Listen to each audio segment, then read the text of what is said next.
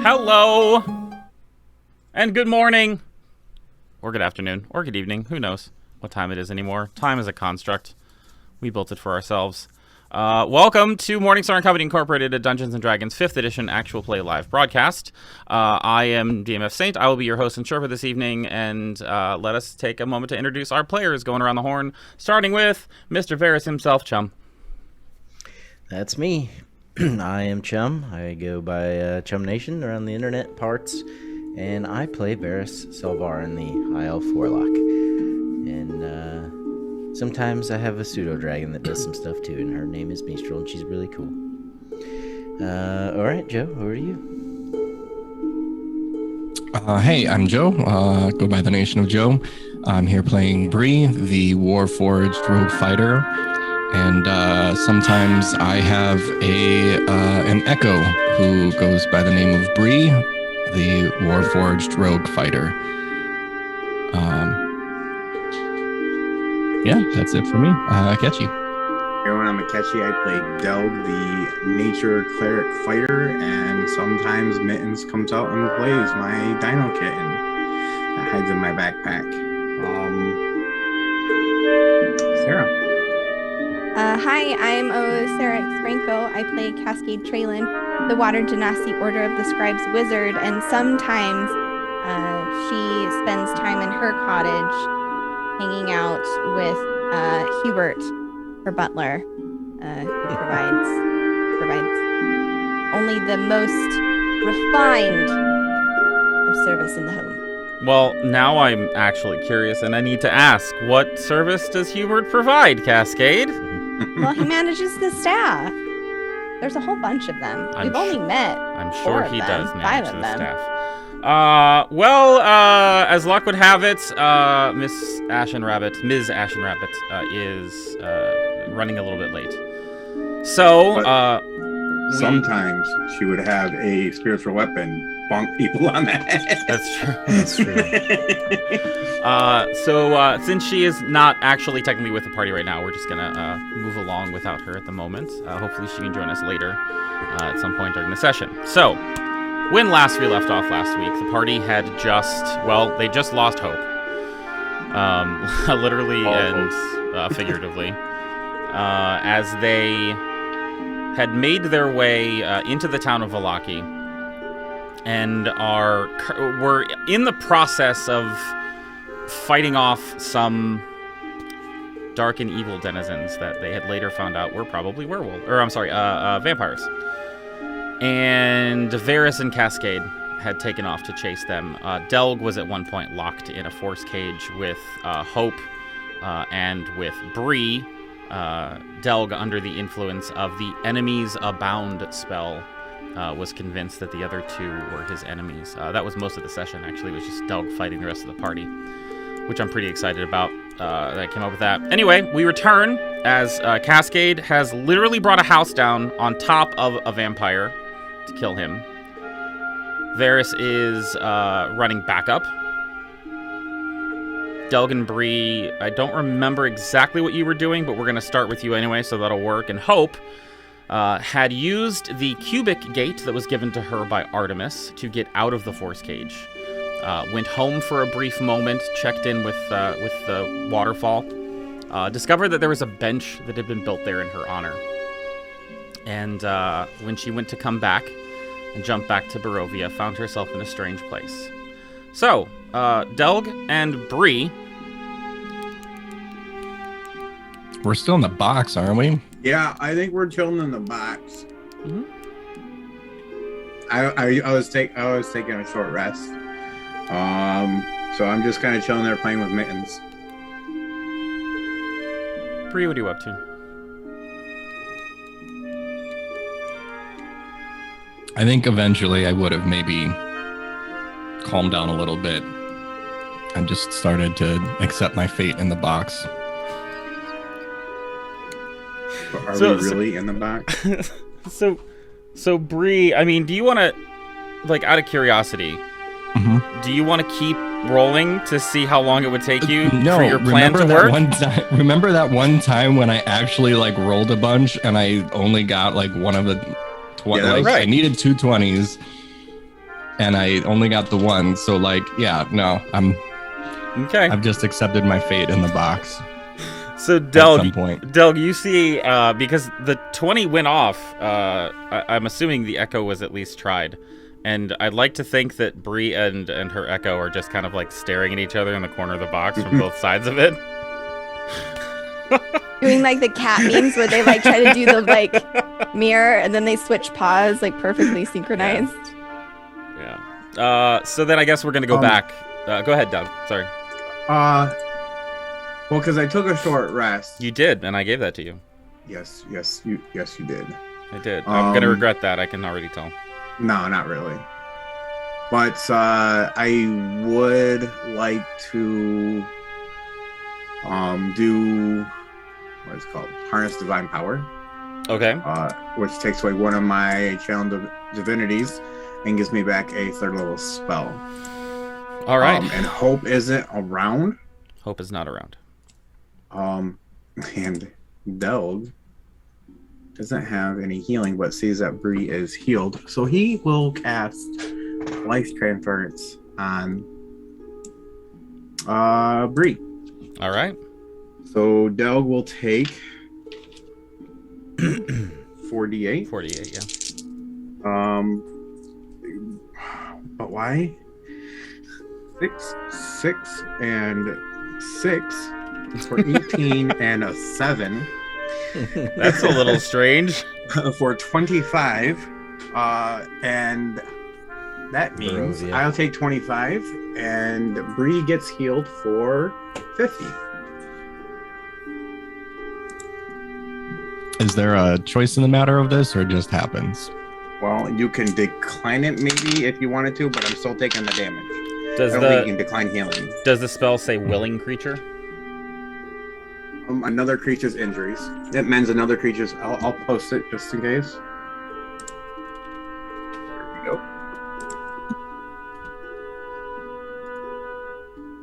Yeah. You just get healed. Okay.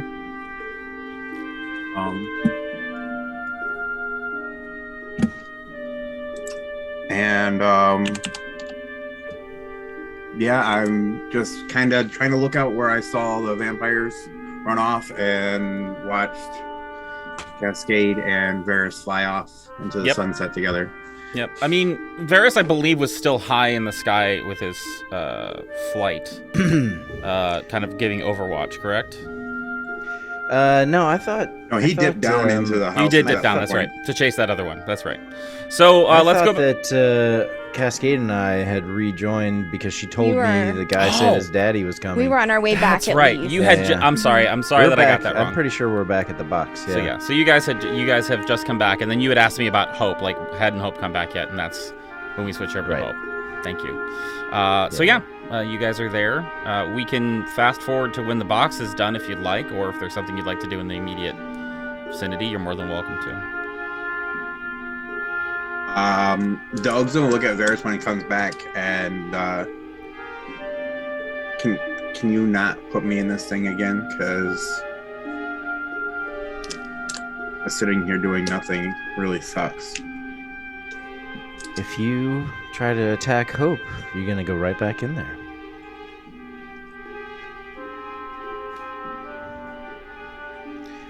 You know, but it's gonna backfire. I promise when you're gonna need I will me. try to blast you a couple times first. Deal? I think I'd rather die than be in this box. Yes. Fair enough. Where is Hope? She pulled out a box and went through a portal. I tried to go with her, but I was unsuccessful, and the portal disappeared. Question about the portal, though, and this is maybe even a more generic question about any portals in this universe.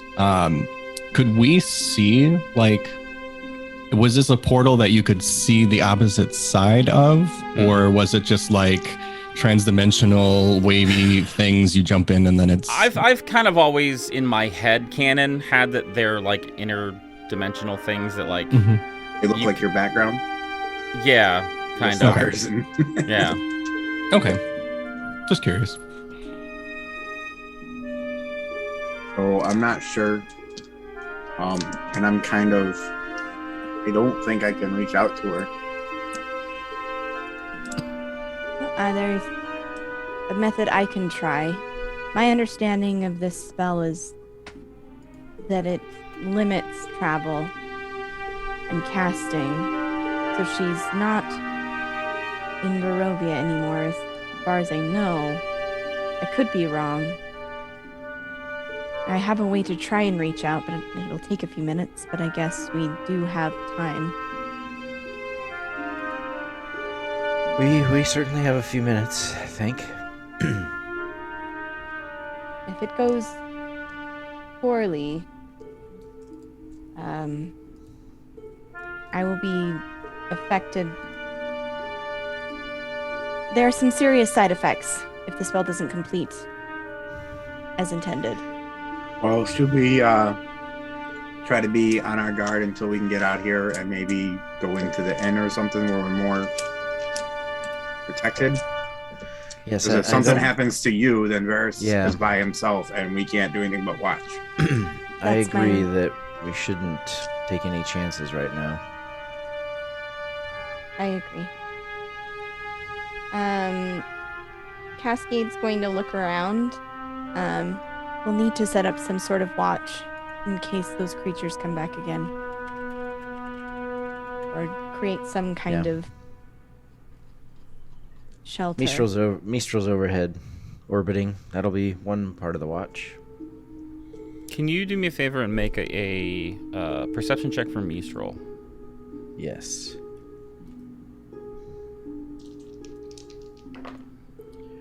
$19. Yeah, 19's enough. Mistral, looking out for anything that could be dangerous or different, has definitely noticed that there is nothing here. There are no people, there's nothing. So it catches her eye whenever she sees something that seems to be in the air and flying towards you from the west. By the time she has noticed it, it is nearing the edge of Valaki. From the west toward the east. Something's coming. By How air. Where? To the west. Crows? That way. Ravens? Yeah, how big is it? About the size of a raven. Okay. Yeah, it does. She said it does look like a bird. We might get lucky. Maybe. Well, Could use a little luck right now. who was it? I mean, bats are about the size of ravens too, right? Ain't that the truth?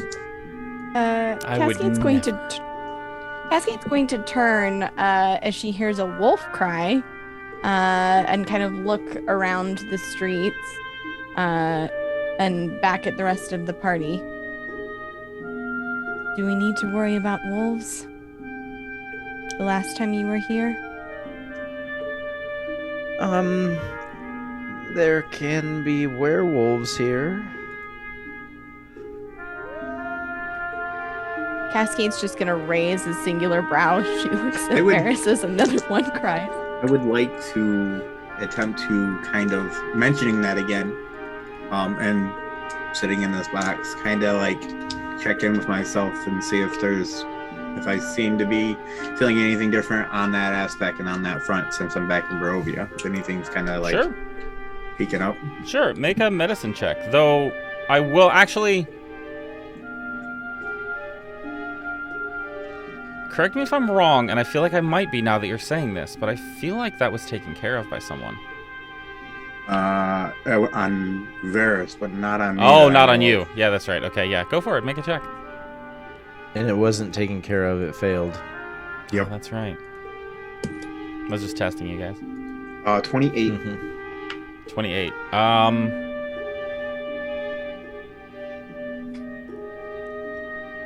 There's an odd, calmness to your system. There's no sort of discomfort or But it's upset odd, stomach. right? Well, it's just like... I expected to feel something. Yeah, you expected to feel something, even if it's just that you were hungry. But you seem perfectly fine. Okay. I mean, unless you have a way to give yourself a blood test here to check for lycanthropy. I don't know that I can give you much more than that. Wonder if, like, I let the cat bite me, and if the cat contracted out. Oh, God. I think you have to bite the cat, don't you? Go ahead, bite the cat that you're trying to tame. Good. I like my See cat. how that works. Mittens is nice. Sometimes. Cascade's going to kind of looking around and sitting at this box. She's going to like wave her fingers and send her spellbook up the street, so it can like see things coming from that direction on the ground. She's then going to sit down using her book as like a base and start folding little origami dogs, and as she does and like breathes magic into them, she's gonna start sending them to act as little sentries in the different alleyways and points here on the ground. Okay. So how many are you making? The Blue Water Inn is technically on a crossroads. Yeah. So there's the 4 major directions. Yep. And She's if you'd like making 5. Okay. So she's going to put books down one way, and then 3 dogs to the other direction. Can you give me directions for these, please? Yeah. So book. Can you give us the Velaki map? I can, yeah. That would be perfect. Ask, and ye shall receive. Can we not be in Barovia anymore? Ooh, big ass. Results hazy. Wait, that's So not how we're okay. So Well, we're like our marker is there. Yeah, Okay. our marker is where we are. awesome. Yeah. So I'm gonna say she's gonna put the book down in like this direction. So that's what, south? Or that's West. West. west. West. Yeah. West towards the threat. West, exactly. Mm-hmm. A dog to go this way, this way, this way, this way, and the final one she's actually going to put at the door of the inn itself in case something comes out. Got it. So, and I'll paste. It has a movement of 10 feet. I can mentally direct them to move. If a creature hostile to you moves within 10 feet of the dog moves up to its speed towards it and gives off a loud barking noise, and then unfolds itself. Okay. Can I be out of the box now? Yeah, if you guys are, unless there's something you guys wanted to do immediately when you got back to the box, then we can fast forward to when Delg and Bree are let out of the box. Okay. Sounds good. On that, I have one more 3rd level spell slot, and I will do Life Transference on Cascade, seeing her come back hurt as well. Swear to God, if you roll 666 again. Amazing. No, 8 and 2 is 10, and 4 is 14, and 3 is 17.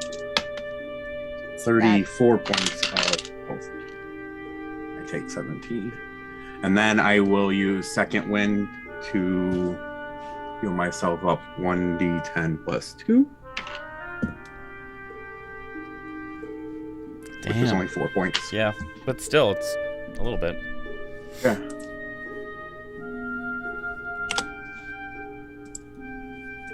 Alright, I feel better now. Hopefully. This bird that has been traveling towards you from the west is now within sight of all of you. As it gets closer, those of you who are more perceptive than others, Delg, would notice that it is a raven, and it seems to be coming directly towards you guys.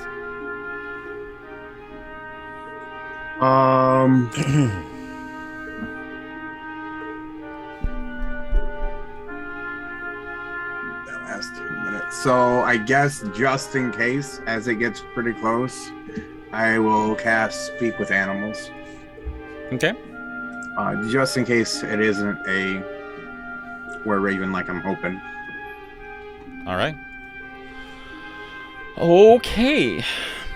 This raven flies up and takes a nice lazy loop around the Blue Water Inn, spotting you all below, and then flies down and flies towards Bree, and sets itself on your shoulder, Bree. And if you were to look over at it, or if anybody were looking at Bree, you would notice that in its beak there is a little scroll wrapped up paper.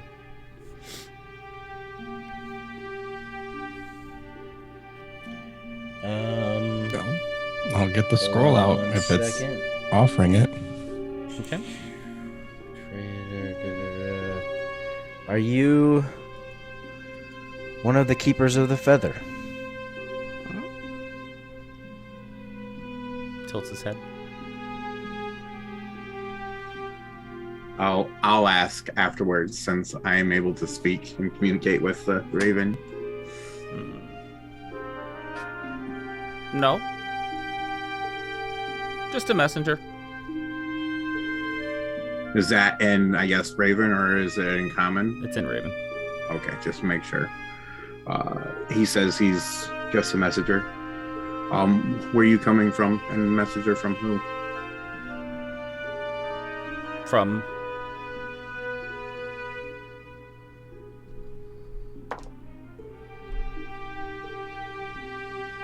a friend.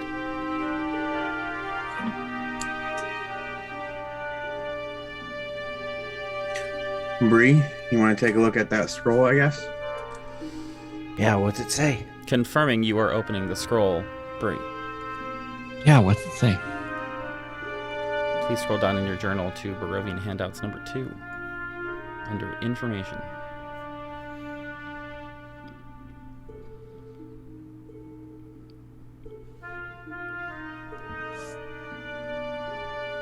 Oh, wait, give me a second.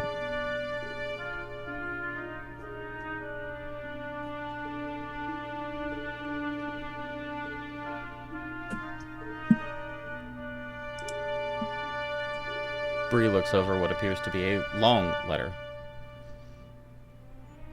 with much writing on it. Sorry, I scrolled down. Yep. Really? Jerk.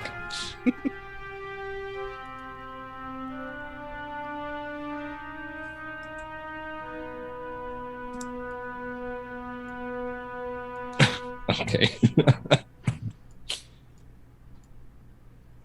All right. Yeah, Bree's gonna do like a quick inspection, like kind of running through it really quickly just to see like what information is in there.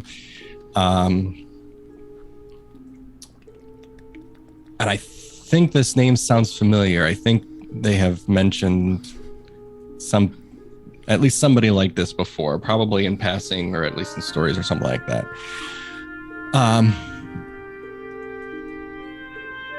So yeah, very quickly, Bree is going to share the letter. Friends, word has traveled to us that you have returned to Barovia. My hopes are that this finds you in time, though admittedly I hold little hope it will. I am afraid I am still not fully clear on the details, but I've come to understand that you once knew me and my family. I'm told my family once trusted you greatly, enough to have told you of our secret. No matter what sorcery may have happened to erase you from my memory, that makes us friends, and more importantly, for the times we now face, allies. There are things you must know immediately if this finds you. Communication via magical means or telepathy is not safe. Evil things are listening, waiting to act on any information they might glean. The safest method of communication is writing, or better yet, face-to-face. In fact, I would not trust any magical means at all. It seems everything is corrupted here now. Secondly, you are in mortal danger, and have been since your arrival. There are those with us who are able to explain it better than I, but know that some among your group are attracting the dark things that lurk in our land to you like a beacon. Some creatures more than others, it seems. The most dangerous among them have been rapidly growing in strength and number, and it is them of which I, indeed all of us, are most afraid. Vampires descend on our land in droves, and speak of a new master more powerful than the Devil Strahd. If this letter reaches you in time, please act immediately. It is a day's travel to where we are from Vallaki, and once there, you should set out at first light. They are not stopped or even slowed by the daytime anymore, but old habits die hard, and they are less active during those hours. Should you need shelter for the night, I'm told you have a key to my family's home, the Blue Water Inn, which makes you a rightful occupant. Do not let anyone you don't know inside. If they are the creatures we fear are hunting you, they cannot cross the threshold of our home without your consent. Do not rely on this alone. Bar the doors and windows. You have my blessing to use whatever you need to do so. There are far more important things now than furniture or personal possessions. There is much more to discuss, and I'm afraid the volumes of paper it would take to write it all down would be too much for my friend to deliver. Just as you have answers to questions I want answered, I believe we can provide you with answers you seek as well. We are safe and secure, though uncomfortable.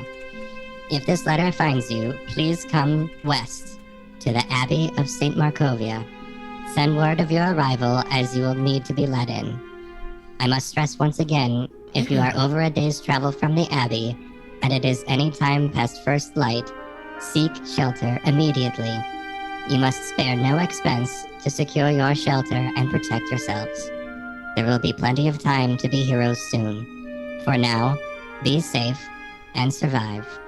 Praying for your safety, Urwin Martikov. P.S. Danica begs that you take your magical beat back and undo whatever magic affixed it to her shelves.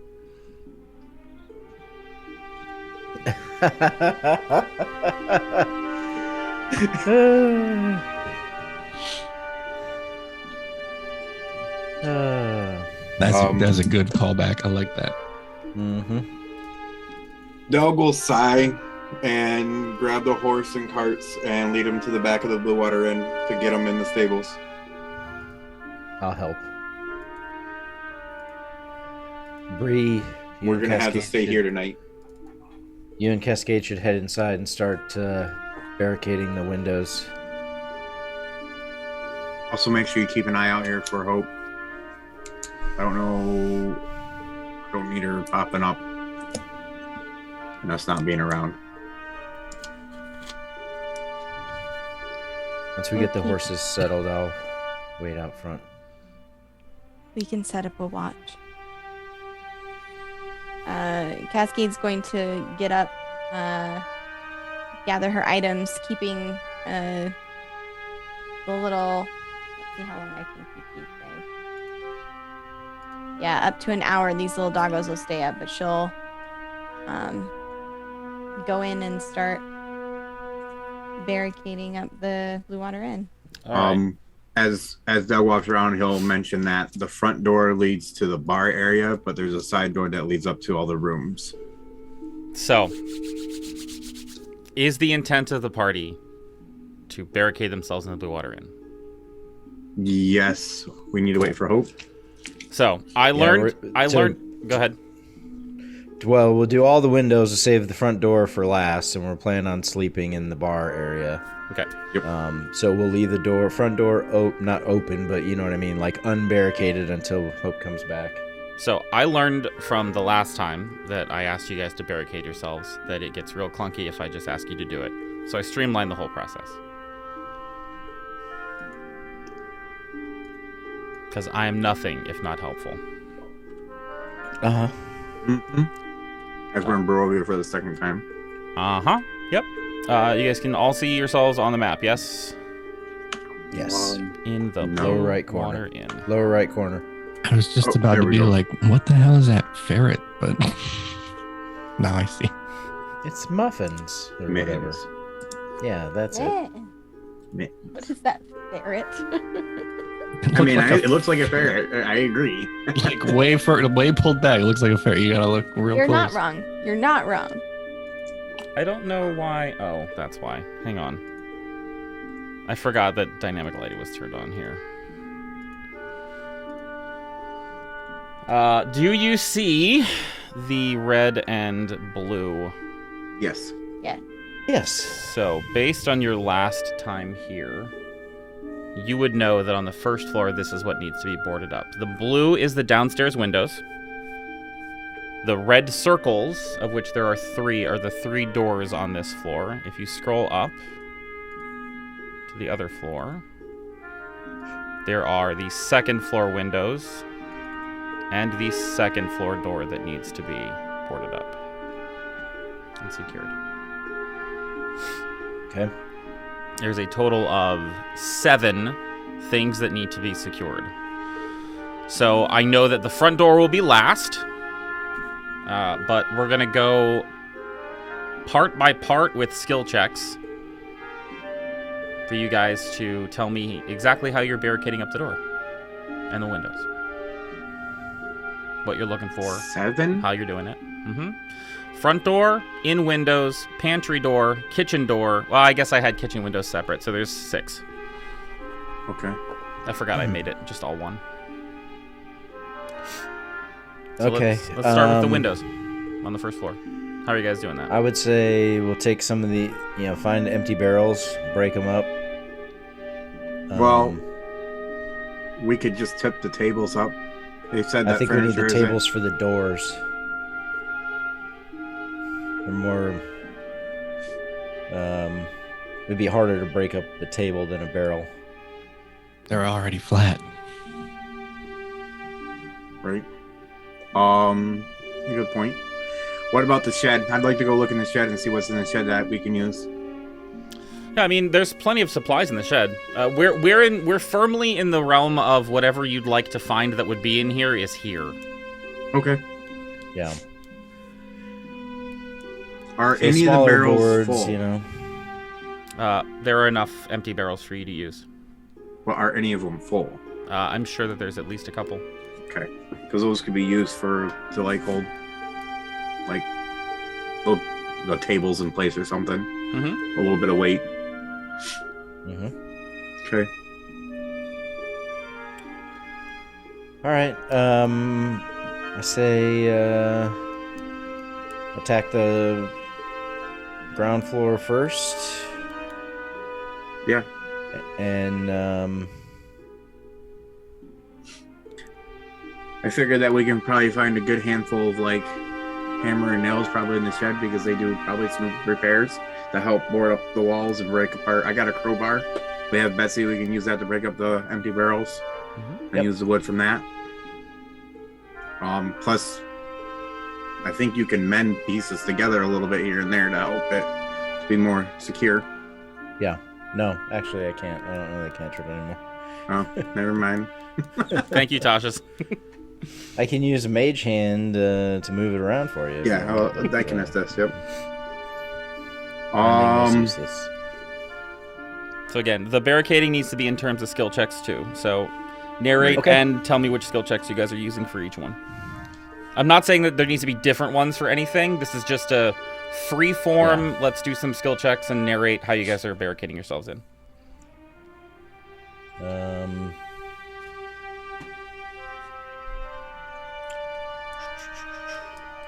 Cascade's, if we're breaking barrels, Cascade's just going to set herself to, divvying out the boards to each of the windows. And with a hammer, with the mage hand holding nails that she can just reach over and grab, she's going to start, actually trying to board up the Nailing them up. windows. Yeah, it's a really interesting way to get around the stomping your thumb Yeah, she'll Yeah. just while have. you're nailing. Yep, she'll just have the mage hand holding it so she can No focus injuries on the board. necessary. And Cool. Who wants to make a check for boarding up the windows? Seems like it's a straight strength check unless there's a ability score you want to apply to it, like athletics. I mean, either way, like Cascade's not strong girl, so it's gonna be.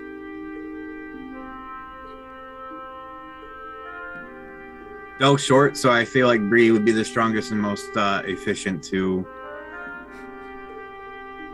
manhandle some lifting up on windows. All right, so let's say how many checks do we need? I would even go as far as say is like doing something similar to Cascade. The Echo is like holding things in place, or like is there as just a placeholder to like hold things or whatever. The Echo's assisting in different ways to board everything up. Okay, so for the windows on the first floor, let's do an athletics from Bree, as Cascade and Bree are working together to do the nails and the boards, and Bree's Echo's helping hold. You can do it at advantage because of all the help you've got. You said athletics? Mm-hmm.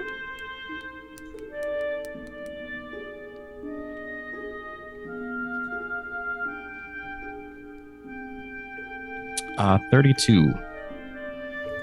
Okay. Damn. Secure. Is there any plants or trees out near around the outside? We're firmly in Monster of the Week territory. Do you want there to be plants and trees outside? Yes, because I have one more charge of harness power I'm going to use to get a 3rd level spell back. Okay. And I will cast plant growth out around like the stairwell and up the side to help cover that, but mainly I'm focusing on the stairwell to block the stairwell coming upstairs. Okay. So you're basically making that difficult terrain to get up the stairs. Right, and using it as, yeah, it would be difficult terrain. Okay. But I was hoping for like a nature check to help board up the windows on the outside. Yeah, I'll make it a straight nature check because the boarding up is kind of extra on top of that. To do that so that door. is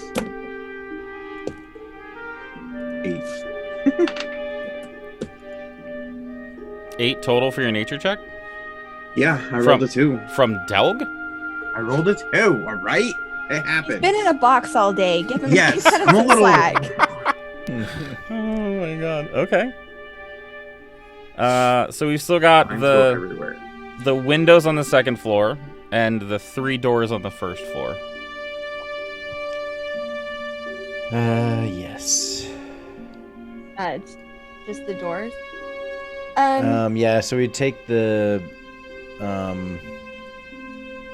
like the preparation table here Mm-hmm. and kind of tip it up on its long.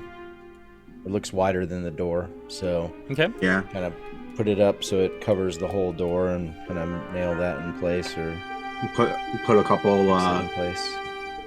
full barrels, at least one full barrel in front of it to help hold it there as well. Okay. Whatever check you guys want for that. I'll be strength again for that one, right? Let's see. Yeah, probably. I rolled a 10.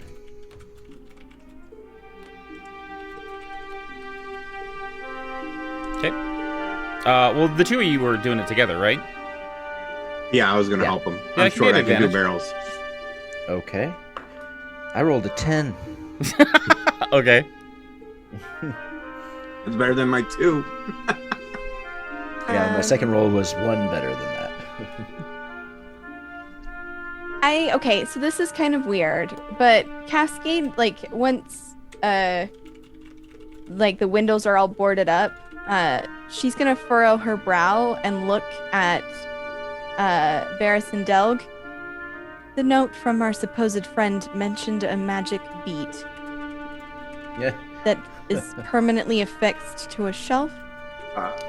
Our friend that was with us before, Ragnus, was trying to figure out how time went by because it seemed odd.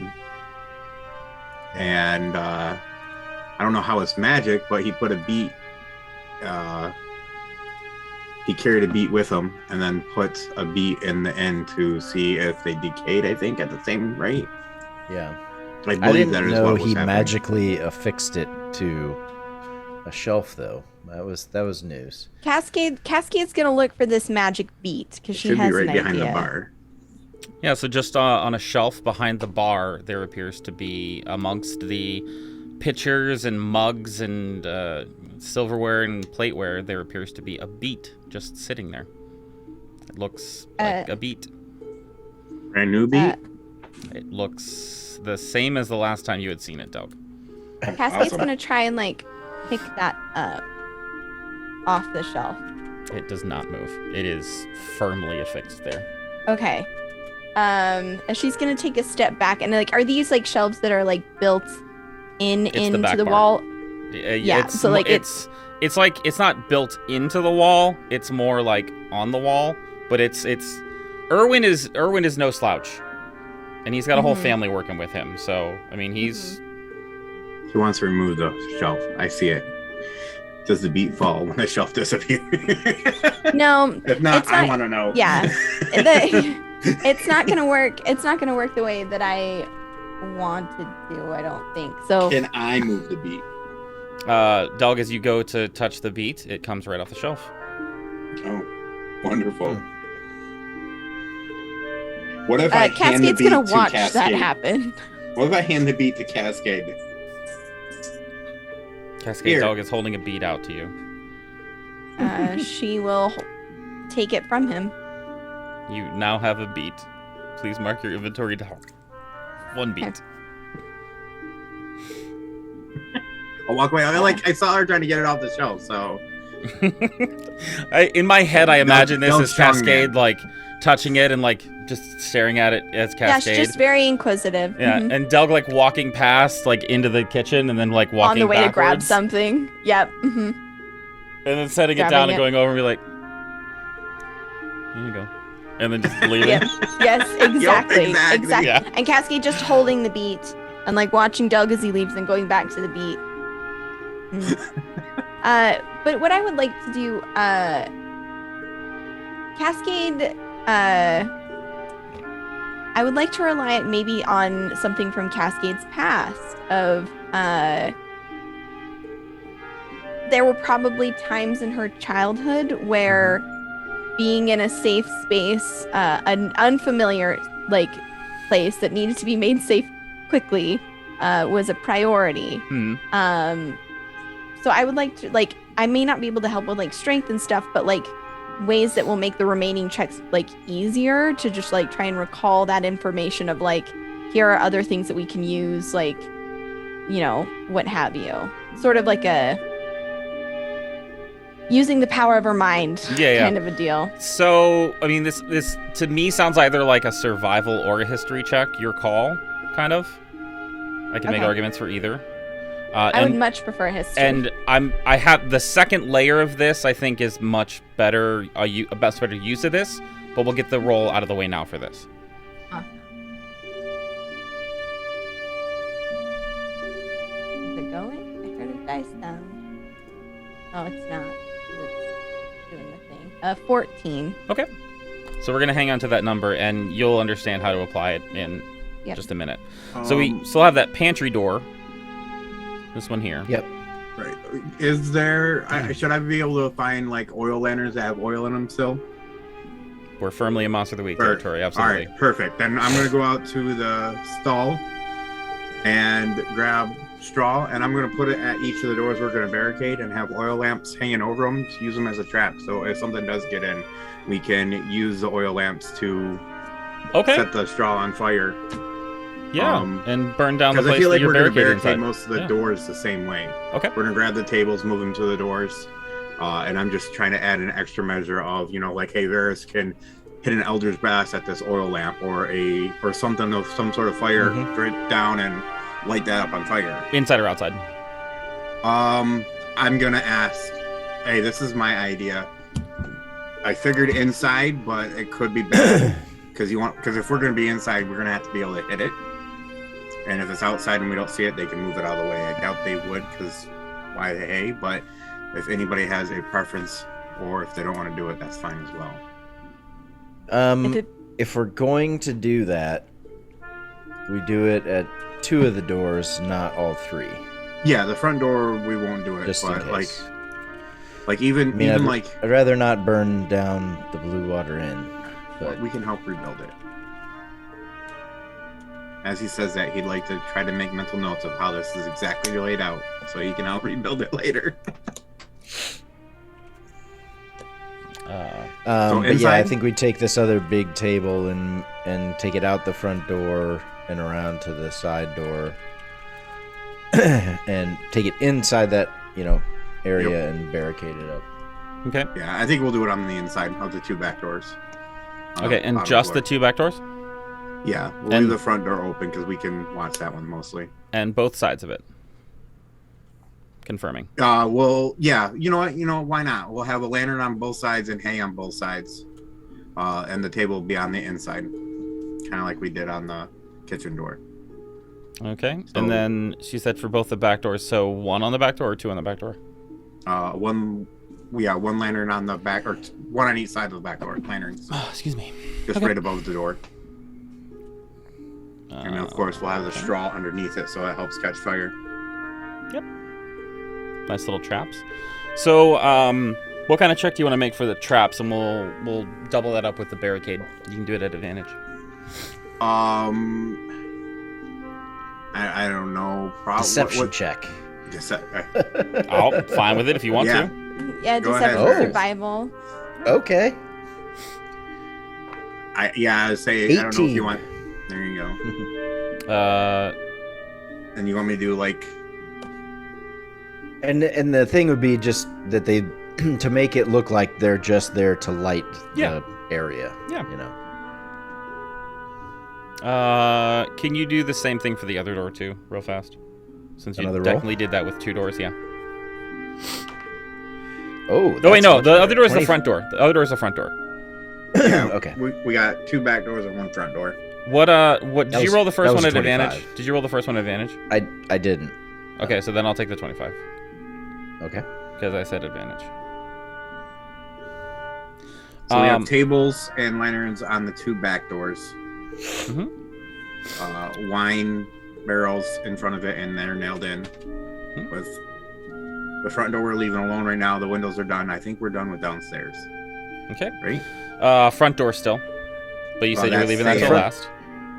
Yeah. Yeah, that's where we're gonna kind of stare and watch. I don't know. We'll probably throw a table there, Probably use the round tables together. but they're just gonna on the sit front there. door. Okay. We'll get. Go ahead. We'll bring a couple wine barrels up so that we can use it to prop it once we want to. Sure. So are you putting wine barrels in front of all 3 doors? I think so. I think if we can have enough wine barrels that are full, just the added, Wait. just added weight there, and we can always break them to get them out of the way real quick. Okay. Blast them with an Eldritch Blast or something. So you currently have the second floor windows and the front door.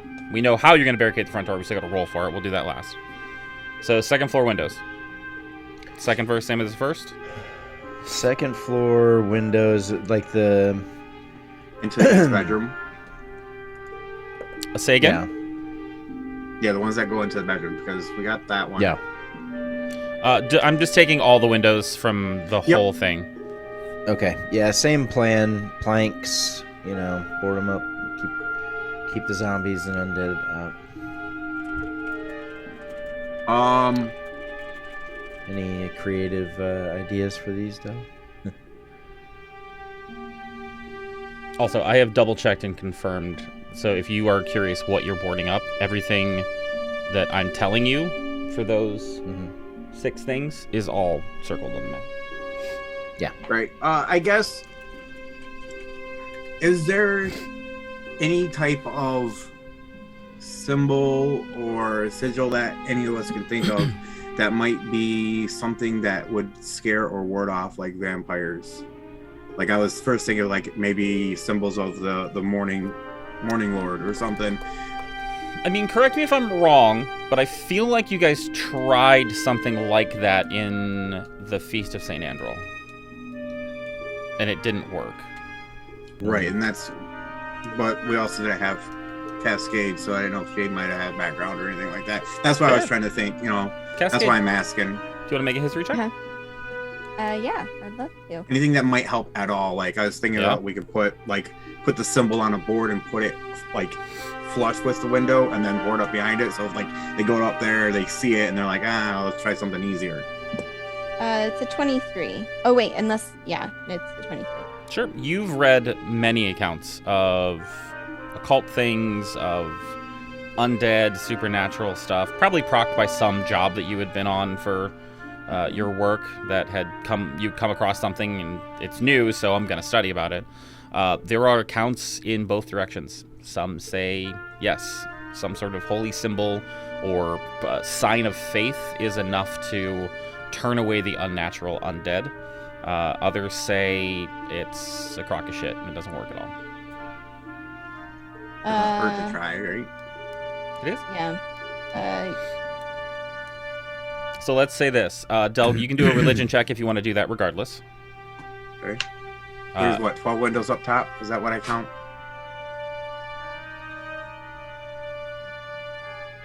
Eight, 9, 10, 11, 12. Yep. In that little 13. box, there are 12 windows. Okay. So I'll do a religion check real quick, which is 12 plus... Yeah, 12. No, 13. There's one right here. 6, so 18. So, Varys, that's a very interesting point. Make a survival check for me. Okay. 22. 22 is enough. You've been in this building a lot. Based on your understanding of the floor plan of this building,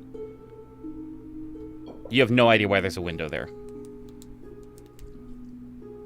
Window where? The 13th window that's not in a box. Right here. That's not the secret attic area?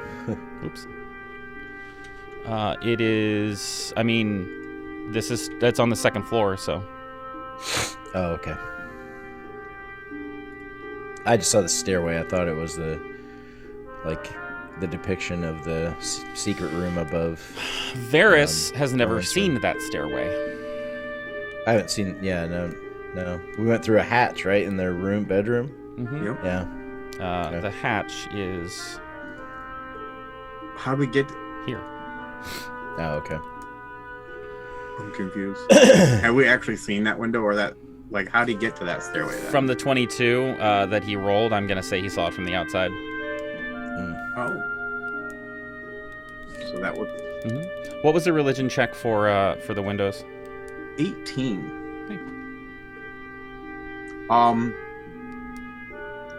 I have 10 vials of holy water and 2 wine bottles of holy water.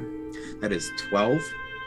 So that's all but the one window that's kind of mysterious. I have Eldath holy water bottle. You keep that with you. Oh, okay. I have enough on me. You guys keep that. I'd like to affix the vials on the windows, so another trap. So if they do break into them, the vial will hit them. I'm sure it should make them scream enough for an early warning system at minimum. Sure. Okay. I will remove those from my inventory. Please do. Also, if you marked the beat down, please remove that from your inventory as well. Yeah, it's my beat. Yeah, no, I did not mark it down because I gave it. Was it with me very much? Okay. And with that, I guess as long as Varys points it out, I'd be trying to help figure out how to get to that window. Putting it together, you can pretty easily work out, now that you know that there's something there, that there is some sort of secret way in from the kitchen that lets out on the balcony. So you are able to get up to those service stairs to get to that window and fix it too. If you'd like, I can put the same, the second floor. Does it lead to anything else? No, it's just between those two. It's for getting food up and down to the family, or for the family to just go right down into the kitchen without coming out and seeing people. Okay. Yeah, do the same thing with that one. So we got boards in the window with holy symbols and vials on the inside of it. Mm-hmm. All right.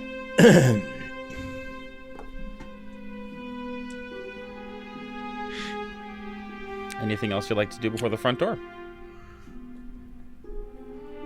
I think that's it.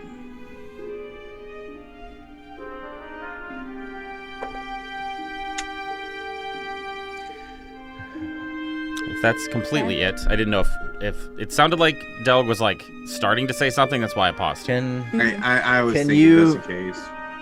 Can you send any more messages today, Delg? Don't think so.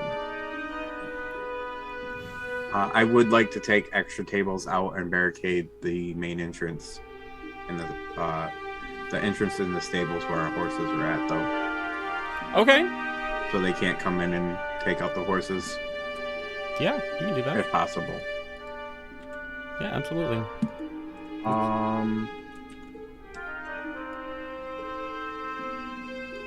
No, I cannot. You cannot what? But yes, if I can send messages, I cannot. But also, the note highly recommended not to be doing that. Well, I was just going to ask you to tell Hope when she comes back, if she can pinpoint her teleport, it should be inside here, just in case, Right. you know, we need to barricade the door before she gets here. We are safe now, and I do believe Cascade said that she would be able to, and we will be able to watch over if she's willing.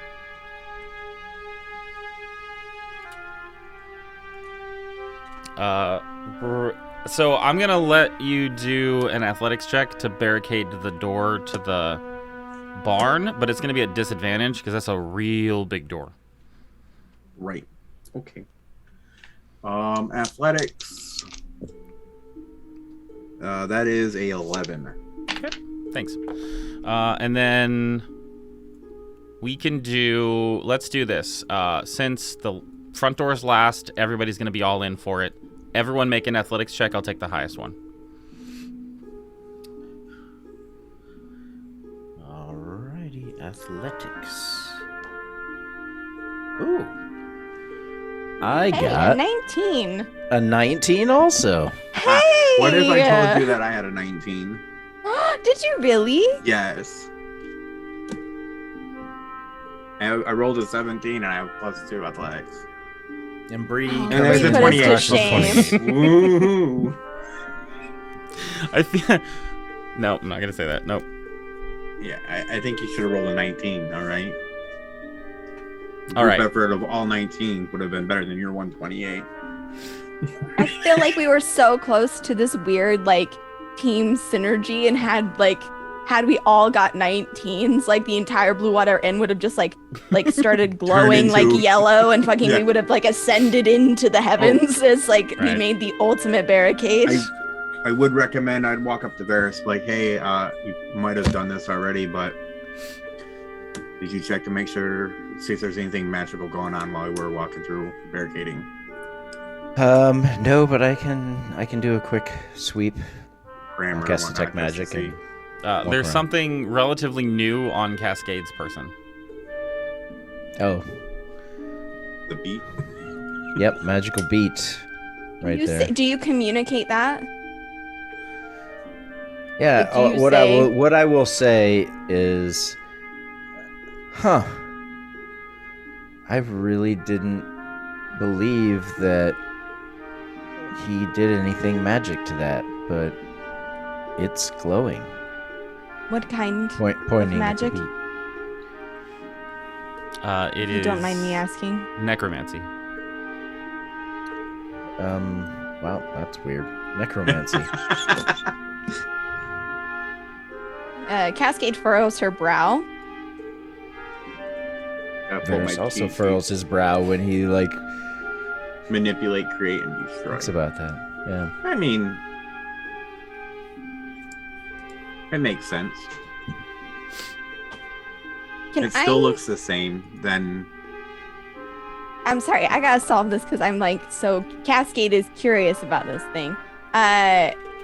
She understands the schools of magic. She's trying to figure out why a necromantic beat would not be able to be removed from a shelf. Like, what quality of its like magical nature, what component to like the arcane formula around the beat would make it so it could not be removed from the shelf, It was except removed, by seemingly a party member of whoever put it there. So, out of character above the table, you can make either an Arcana or an investigation check. I will answer accordingly. Look, I would like to assist by performing and flexing. Flashing it. I super duper want Arcana because I get advantage on those rolls. Please and thank you. So a 17. 17's as high as I got. I hate D&D What Beyond can I dice. We're say going real except big. you're welcome, right? I mean, you're able to realize and put together that, necromancy also has the ability to stop things from decaying, like bodies. But you don't know of anything necromancy-wise that would have affixed it to the shelf. The shelf is not glowing Varus, nor is the beat glowing with any other sort of magic. Again, Dog will be standing there flexing. So we have the front door, pantry door, the kitchen door, first floor windows, second floor staircase, second floor windows, the secret service entrance window that you figured out, and the second, and that's it. Or in the barn. Sorry, that's the other thing I wrote down. A 14 on your previous check, Cascade, as you have been in this situation before, and you go and observe everything else. Two things strike you. Number one, there's a window in the attic that nobody caught. Number two, that door to the second story staircase is really not that secure. Awesome. Cascade's going to... We have a few more points that we need to attend to. A window in the attic and the door on the second floor could use some additional reinforcement. She's going to pick up some additional boards and stuff and continue the project we've been doing of boarding up these windows and everything. I don't need a roll. I'm going to take the aforementioned triple 19 for these. Awesome. Yay. So, for the next part of this, I'd like you all to place yourselves in the inn wherever you would be.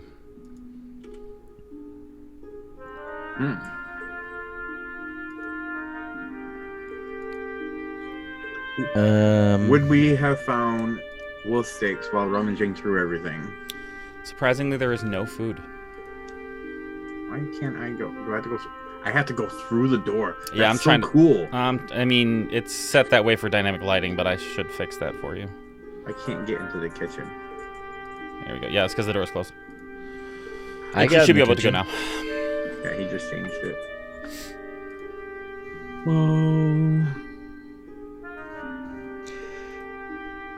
Any of the barrels behind the bar labeled Red Dragon Crush? I'm sure one of them is, yeah. You do not find Yeah, any Champagne de Stomp. Well, I'm going to have a glass of wine. Does anyone else want any wine? Elg remembers not liking it last time. And while I'm having my wine, I'm taking a short rest. Okay. If that would be allowed. Yeah, I'm taking absolutely. a long rest. I would love Well, a long the rest. ultimate goal of this will be a long rest, but I Listen. want a short rest so I can get some spell slots back. Right. Just really quick, because I want to make sure I mention it. Cascade would send her book up the stairs to stand guard, or to sit at the top of the second floor door just to make sure like we have eyes in case something tries to get in on the second floor. All right. I think. Go ahead, sorry. Yeah, if Varys like pulls out wine and is offering some, Cascade's got her back like to the staircase so she can see the entire room, and she'll put up a hand. I wouldn't mind a little something. This stuff it's quite good. Now pour a glass and bring it over. I would shut the door to the kitchen and I would set my back on the door. Kind of just listening back there. Okay. And still being able to sit up there with everybody else.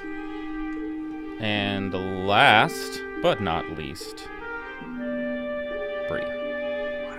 Are you keeping Mistral outside? No. I was gonna post her up in the attic. At the attic window. Okay. We leave the front doors open so we can watch out there. I take that back. I'm gonna send her out up onto the roof here on this like weather vane or steeple or whatever this is. Okay. She can keep an eye out. One more question I have for Cascade. I want to confirm that you are moving your book away from the western road, because I would say with the urgency of that letter, though we are taking our time, this would be done as quickly as possible. And so we're still within that hour of your guard dogs. Yeah, the dogs, I mean, they're going to go away at an hour anyways. Like, there's not much for it. But she would make sure that the book was inside with us in case she needs to cast spells on multiple levels. And she would also like have 5 new sheets of paper out. That what we can account for that for when those doggos ultimately kind of go away. But yeah, the book's with her. Okay. And Bree, last but not least.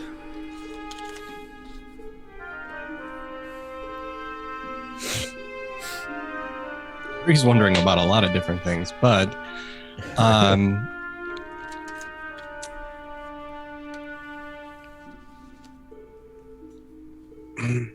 I guess if everything's already boarded up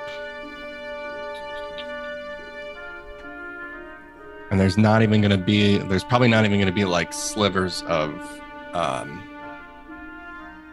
anything. So I guess the Echo would have been out ahead of time helping with some of the things. So the Echo's already out. Bree would have left the Echo outside. And then for like those 10-minute increments, she's going to kind of go back into her like sentry state or whatever, and what is that actually called? Yeah, Echo Avatar, and just bring herself into the Echo's state, and have the Echo like patrol around the area as like an extra means of just keeping a watch. And I guess I will say that like it will be as stealthy as possible. Okay, can you roll a stealth check for your Echo? And patrolling around or just stationary? Patrolling, so like kind of walking the perimeter, just like keeping to the shadows, just moving around. Once there's something good on there, kind of moving to the other one. So like if it's only for if it's only for like the 10, it's like 10 minutes at a time. It'll kind of be like, a couple minutes here, a couple minutes there. And then like after the 10 minutes are up, she'll come back inside, see what's going on. If there's nothing going on inside, she'll kind of go back outside and do like another round. If that makes sense. Gotcha. What's the stealth check for her? 30. Good lord. All right. I think during the time when he goes to the Avatar for like 10 minutes and comes back, Doug would look at Bree and Bree, is there a way we can get your attention if you're in your Avatar?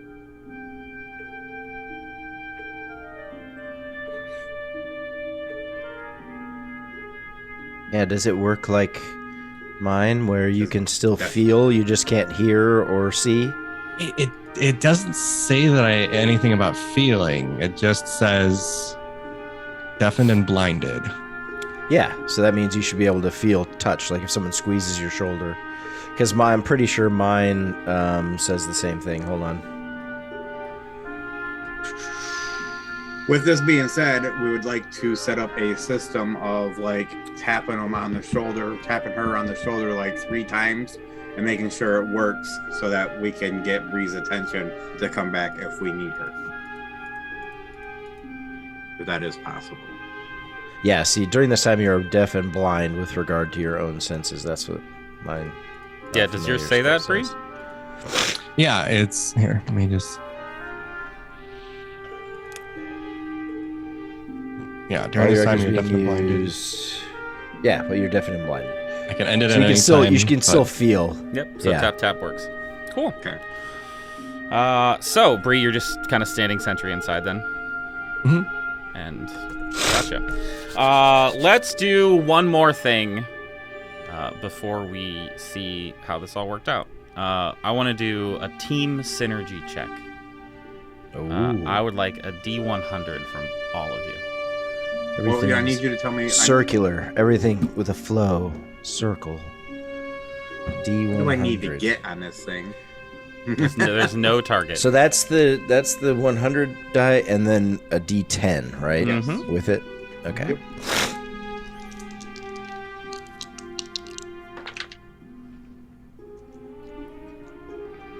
But 25 from Bree. Okay. 30 from Cascade. I shit you not, I got a 30. 59. Oh my gosh! A 30 and a 0, right? That's 30, right? That's 30. Yeah, that's, Okay. yep. Oh my god. Wow. Like, it's still right here. It's... Yeah, no, I'm looking at mine too. Here, I'm gonna take a picture and I'll put it in the chat. Nice.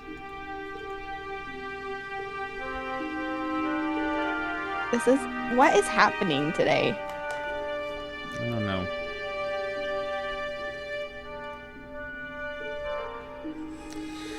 So, Well, I mean, they were married. Yeah, but So. briefly. You know, they're like this. Except I'm not sure who's on top. I mean, that's a fair statement.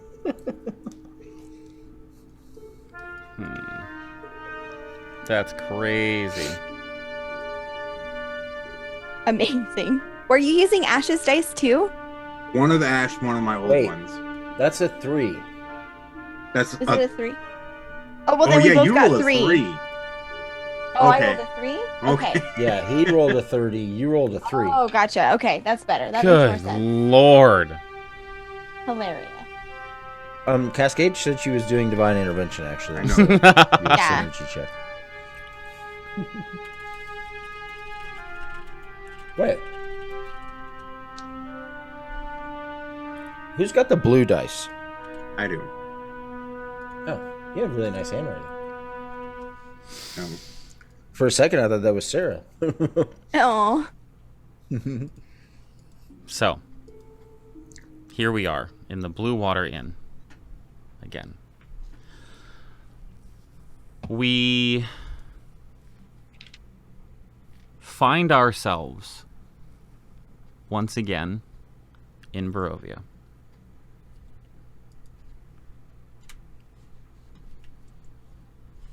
We find ourselves once again in the Blue Water Inn. And we find ourselves once again under assault from the forces of darkness and evil. Within the walls of the Blue Water Inn, straight in character, Varys goes to the wine, pours himself a glass, and offers one to Cascade. Taking some time off for himself to rest and recover for whatever's to come soon. And for a brief moment, we say goodbye to Varys and his companion Mistral. Bree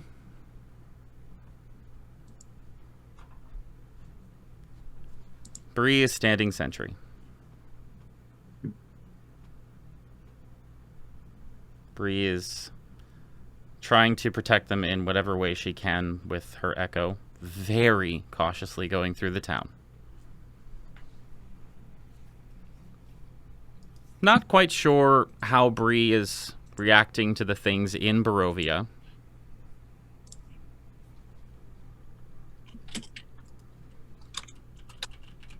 But we're going to say for a brief moment, goodbye to Bree. And allow her time to process everything that's happening. Delg, once again resting in such a cute fashion. Short little dwarven legs splayed out on the kitchen floor. Back to the door. And so for a moment, at least for now at least, we're going to say goodbye to Delg and allow him more time to commune with his bestie, Eldath. What's the worst that could happen, right? And Cascade, who I believe this is the first time I've seen her drink in character. Taking a moment to, after all the hard work that's been done, commune with her new friends. I'd like to think that as we also, for a brief moment, take a step back from Cascade, we can allow her to rest in her favorite place, her chair. Which leaves us with Hope, our gentle, caring Furbolg friend with a heart of gold being cast into the ether, victim of an unfortunate incident with a plane shift gone wrong. Probably, anyway. That has left her stranded in a strange place with an even stranger companion. Artemis. For now, we set her story completely aside and continue onward, marching forward as we have so many times before, leaving one story behind to begin another, completely new story.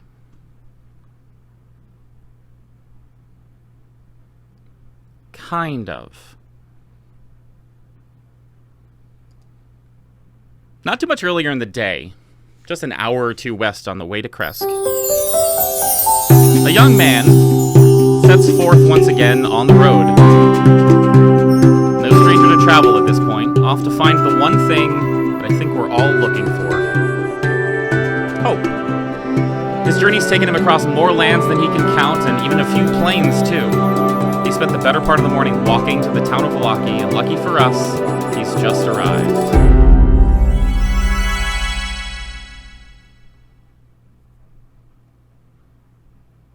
Hello?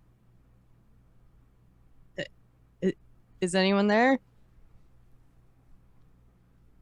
Hope, are you there? There is clearly some new art on the screen. Ash, would you like to describe what your character looks like? Absolutely.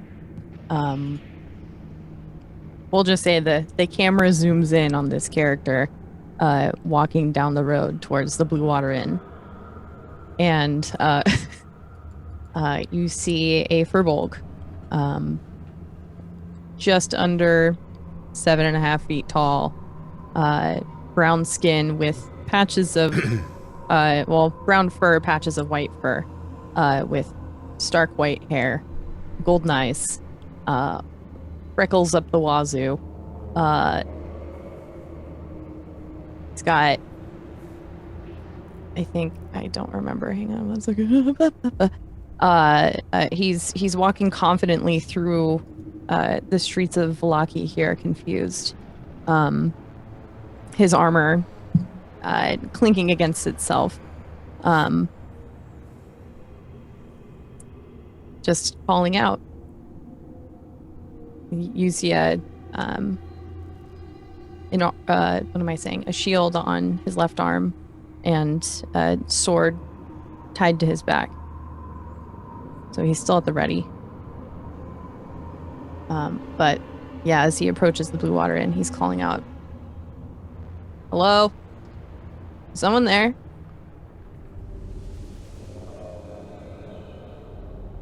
Hello? And just to confirm for chat, what's your name, Hope? Fettle.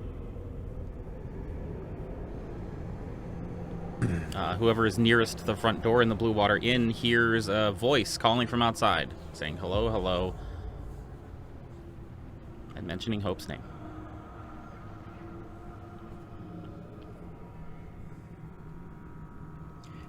I mean, the echo's outside, right? Yeah. Yeah, would this be on a... So we're gonna do we can do a perception check for the echo. Fettle definitely did not see the echo. Also, Mistral's on the roof. I feel like Varys would have probably. 23 perception. Yeah, you would have both seen this person coming. Same for Mistral, 23. Mm-hmm.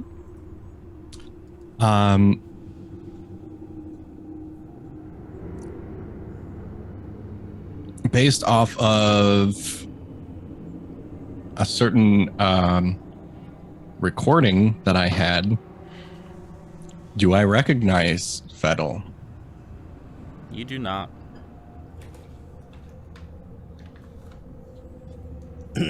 Does Fettle recognize the look of the echo? You do not. Cool.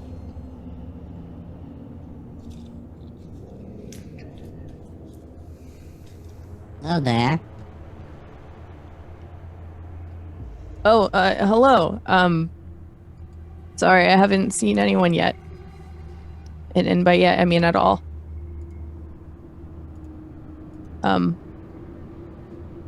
A weird question. Have you seen someone who kind of looks like me? A little bit shorter. Kind of silly. She has white fur instead.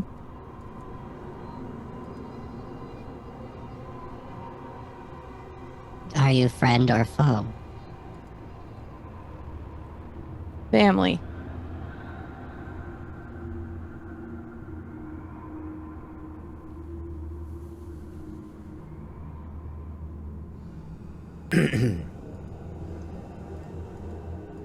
Do you know Hope?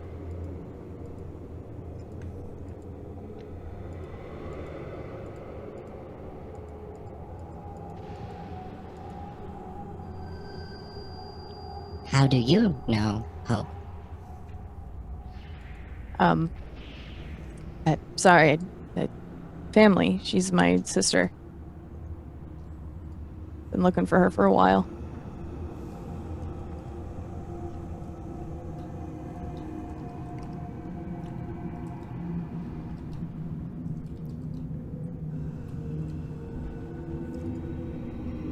How do we know?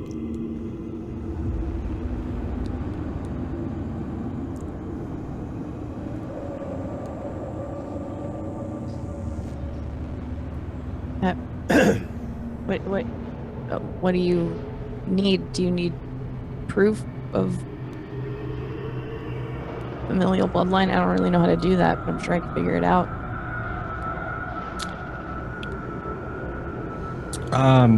After kind of making a few rounds around, or I don't know how many rounds actually she was able to go around, but after kind of walking around the property and stuff, and this is Fennel's approaching the front door. Like just walking straight down the center of town. Okay.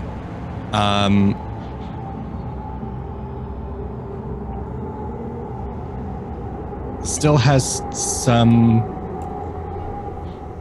minor hesitations, but the Echo is going to, well, stuff is so confusing. So yeah, the Echo is going to lead Fettel, like kind of just up to like the shed area, just kind of like out of sight a little bit. Just so that it's like in a quiet, safe space that's not out in the open, just for everybody to see. Mm-hmm. And then she'll,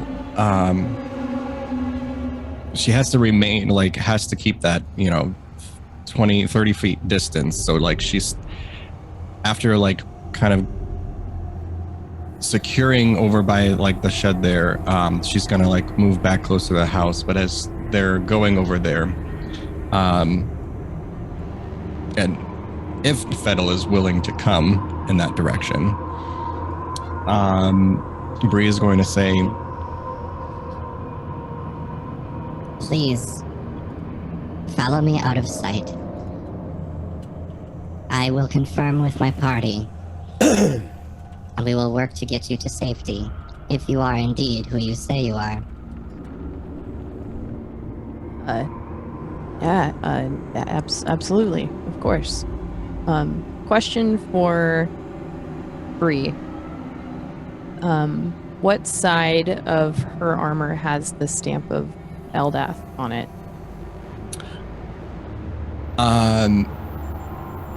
Trick question. Because I think if we're going with the Echo aspect, on Bree original, it'll be the left arm, but then on the Echo, if we're going with the fact that things are kind of mirrored or something like that to tell the difference, and then I think it would be on like the right. There would be kind of a shift because it's the Echo. Okay. Would Fennel be able to see the symbol of Eldath on the Echo? DM? That's up to Bree. I mean, it's depending on what time of day it is and everything else like that. Like, it's not being hidden at all. Okay. Fettel will join Bree in walking towards the shed. But as soon as he sees the symbol on her shoulder, he'll kind of stop in his tracks, taken aback a little bit. That symbol. Did you do that? Did someone make that for you? Do you know what that means?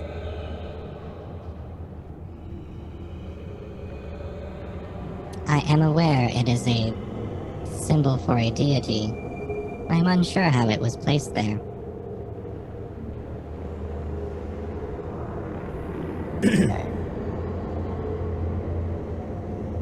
Well, if it helps, and you see him reach into just underneath his armor and pulls out a necklace with his holy symbol that has the symbol of Eldath on it. I don't know if this helps, but it's something. It is good.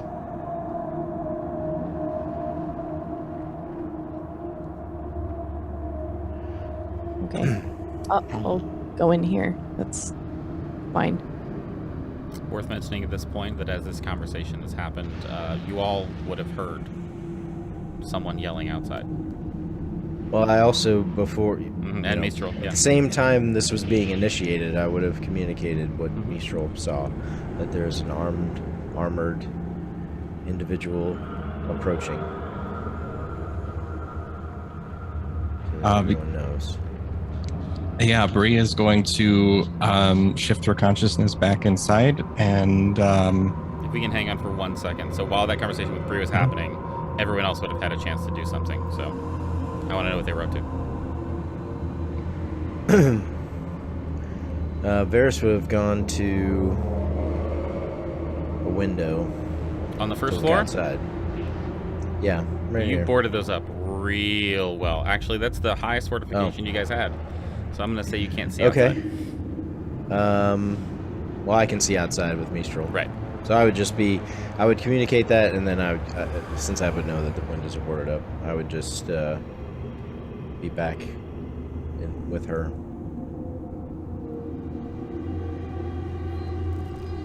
There's a figure outside. We need to be cautious. Not invite anything that we can't have some high level of assurance, is what they say they are. Or all of this will have been for nothing.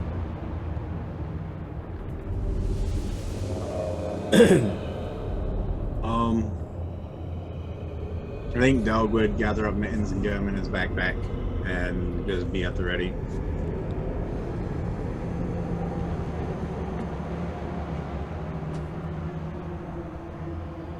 Varys, do you Knowing have that any someone's- ideas? Varys is not home right now. Varys is in Mistral. Yeah, Cascade's gonna get up, stand up and move more towards the center of the room and look at Delg. Do you have something you can do to confirm the nature of this person? Confirm that they are not undead or something?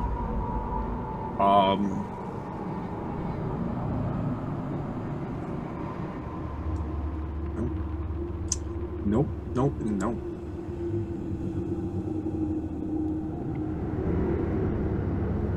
Try poking him with a stick. Cascade will nod. I can try to perceive their thoughts. That would give us a level of assurance. Before she kind of moves over and she's getting ready to touch Varys' shoulder. The issue with that is we're not supposed to communicate telepathically because people can listen in or whatnot. Who knows what they can do, alter, make you think what you're hearing.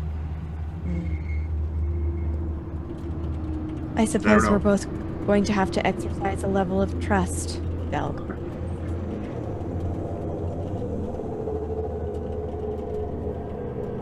Yeah, Dog will move to the front door to wait because Bree or he knows someone's out there, but Bree or Varys hasn't really said anything, so he's not like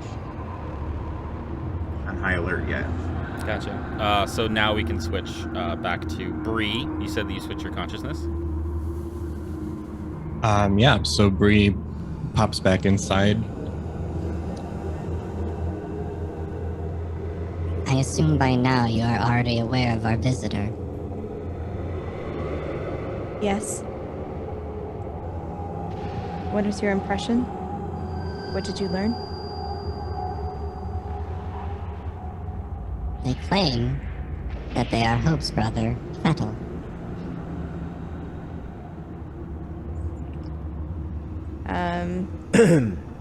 Cascade will tilt her head to the side.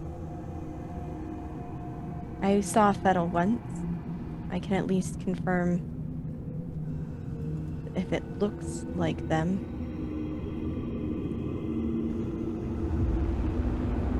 Do you believe I'm them? gonna have... Go, sorry.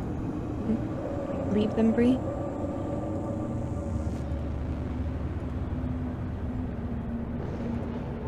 I wanted to inform the party of the situation first, and assess if anyone had any ideas.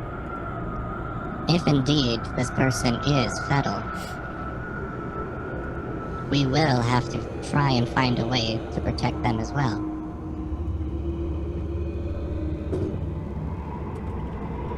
Bree, can you recall the message you got? I remember you mentioning Fettel before. Can you recall the message that you had from, I want to say it was from Fettel.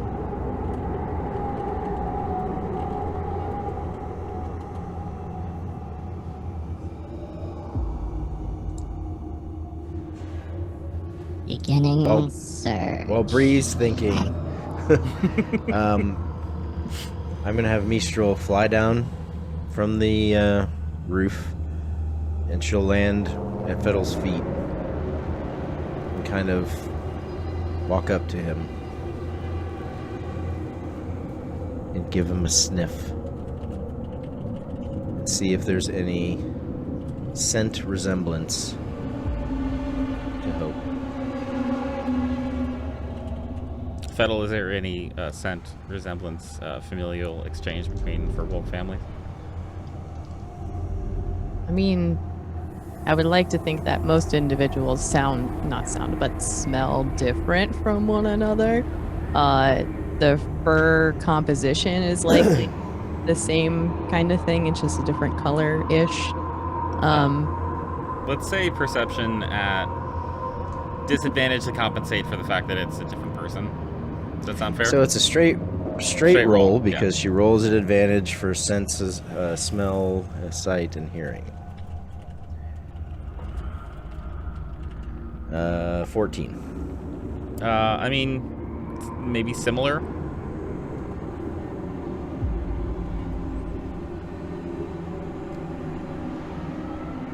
Similar enough to not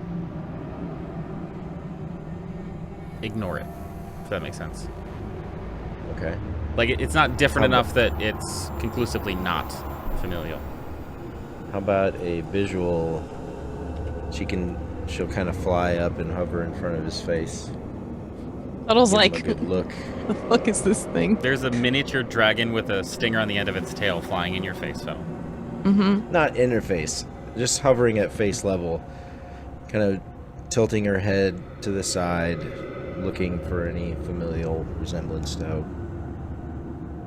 Fettel's like mirroring Mistral's movements. Just super curious. Fettel, is there any familial resemblance to Hope? They have the same eye color. The way that their ears fall is the same. They have the same white hair, though you might not immediately recognize that because Hope used to dye her hair. And the little patches of white that Fettel has all over him are the same shade that Hope is.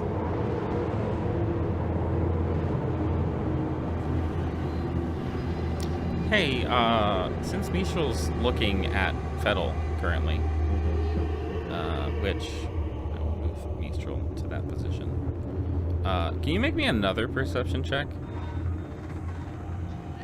Yep. This one at Using advantage. sight, hearing, or smell. Yeah, it's using sight.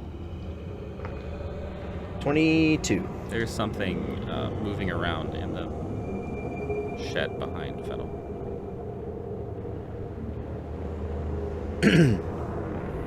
Something moving behind. Okay. The people inside will see Varys get up and go out the front door. Front door is barricaded very well. No, it's not. Nah. Yeah, you We didn't you barricade guys- the front door yet. No, we it had was- passed beyond barricading the front door. Yeah. We barricaded everything. Then. Hold on.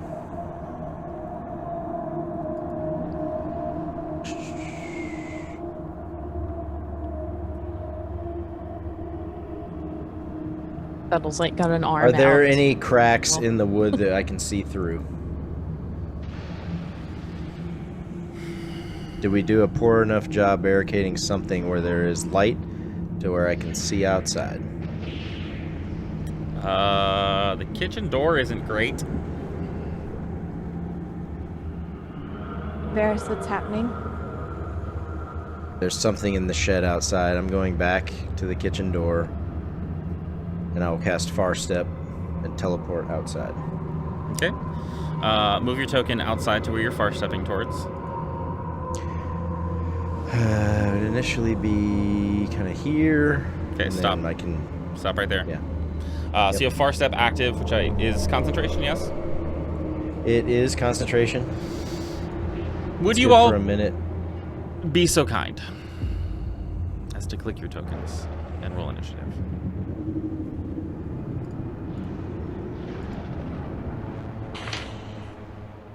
Oh yes. I got a 5.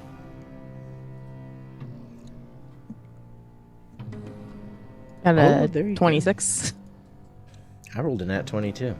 Nice. Mine's only a 22 though. Still pretty good. Varys is a 22. Somebody should be showing up on the thing. But they're not. I don't know why. Dogus will need to add 2 to yours, correct? Yes, please. And we have... Oh shit! Hold on. Mistral got a 20. Mistral got a 20. Your dice is on fire tonight, Ash. Yay, go dice. Mistral got a 20. Varys, you got a 20 what? 22. 22. And Cascade, you got a... 5. 5.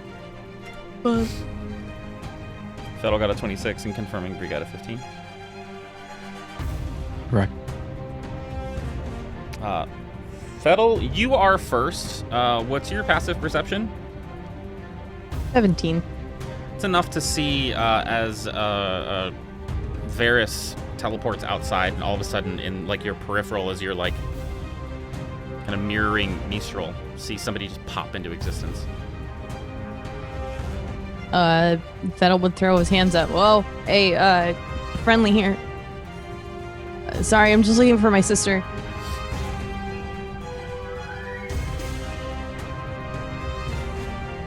Are you from here?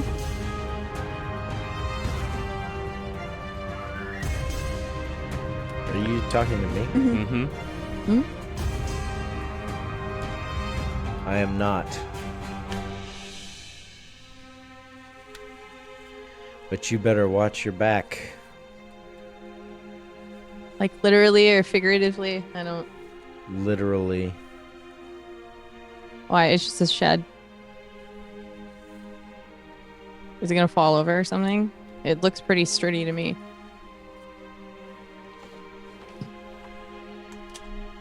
Fettel's gonna turn around and like look at the shed. You see the hay in the back of the shed starting to move, and a hand kind of come out and start to push all of the straw that's back there away. Okay. He is going to immediately back up. Is this a wall next to the stairs that go up, or is it just kind of like, you know, structural? I feel like I've Here to hold established up this that Urwin knows what he's doing when it comes to carpentry, so it's probably a nice like banister or railing kind of thing. Okay. Yeah, he's just gonna back up there, reinitiate holding his shield in front of him, and grab the great sword on his back. He's just gonna stand there and wait for this thing to do anything. Okay. And since you've seen it, I can put that on the map now. He's gonna call over to Varys. Do you know what this is? Can't really see it yet. I'll be there in a second. Oh, okay, great. Did it cost an action for you to look through Mistral? I can't remember. I've never done it through. Oh, Well, if she saw, she can communicate with me, so she can So just there you zap go. me an image. So as you call that out and say, I haven't seen it yet, you instantly get an image back of what it is. And looking at the hand that's coming out, Mishra doesn't recognize anything odd. It just looks humanoid, probably like paler in color. The clothing Mishra does recognize from the Lost Boys incident from before. It's a vampire. Are you serious? And he just kind of keeps receding back to the wall. Okay. I never joke about vampires. I'll keep that in mind. I feel like that's been most of his turn. Yeah. Just talking a bunch. Yeah. That's fair. We can say that it's stunned for many reasons that you already know. Not stunned, but like surprised. Yeah. Varys, you're up. Michel's on deck, followed by Bree. Okay, let's see. I go here.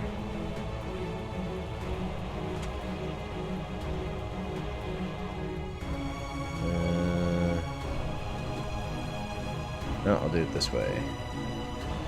As a bonus action, I will teleport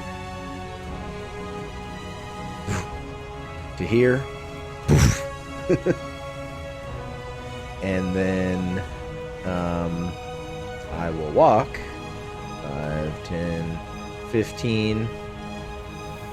And then Can't walk through hostile people. he's no. God Sure you damn can. it. You can. Wow. It's difficult terrain. It's true.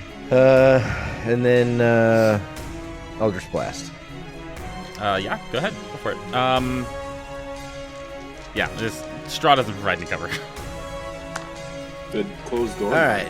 It's a 28, a 22, and a 23 and a 23. Yep, all three hit. All right. 9,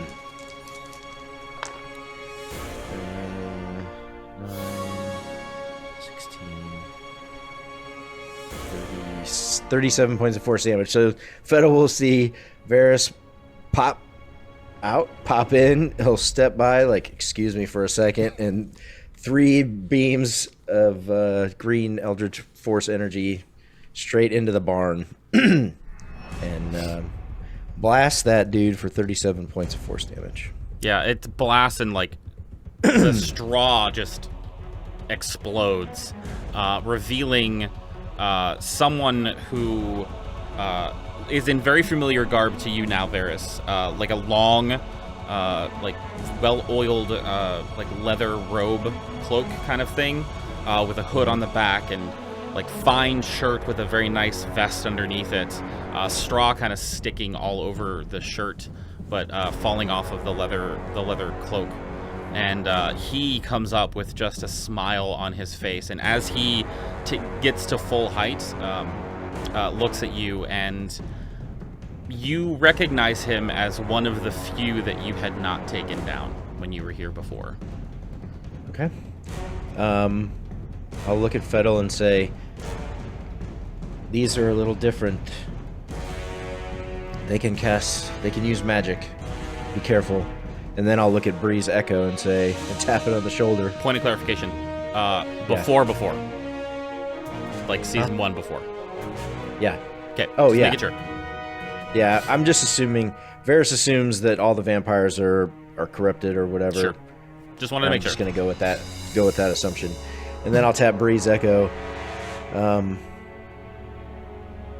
Bree, if you can hear me, you need to swap places and get out here and help me.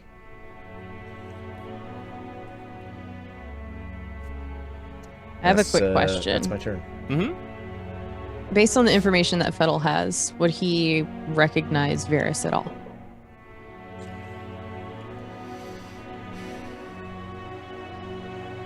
I don't think so. Okay. Just curious. As long as I'm thinking the same reason you're thinking, then I don't think so. Okay. Are you thinking from her? Yeah? No. Okay. Do you want me to do anything? Yeah, she'll go back up on the roof Okay.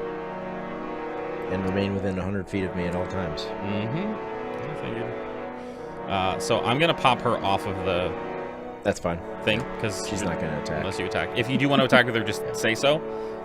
She is right after you in the order, so just make her part of your turn. That brings us to Bree next.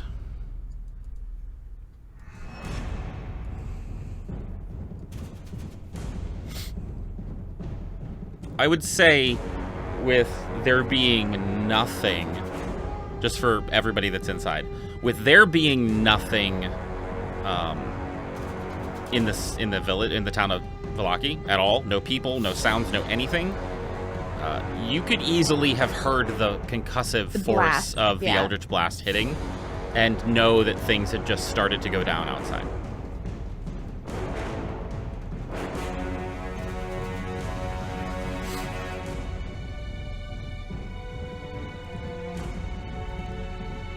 Thank you for blinking. I wasn't sure if you were frozen.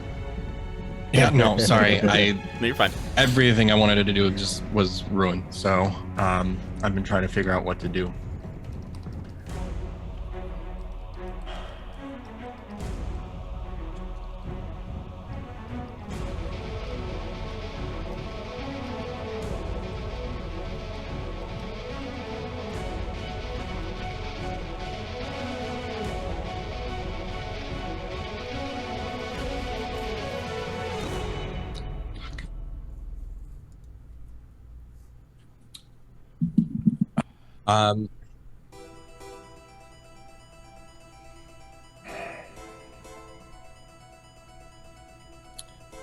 Bree is going to look around at everybody inside and say, We will need to find a way to bring everyone back indoors. There is danger outside. Cascade nods and just says, "Go do what you can."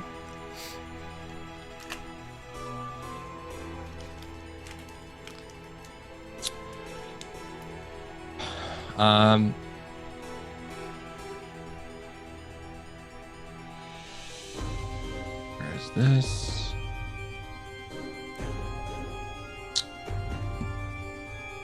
Okay, so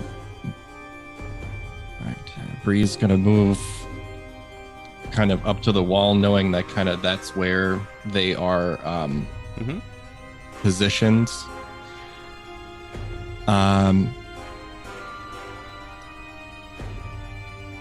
The Echo is actually going to move up and the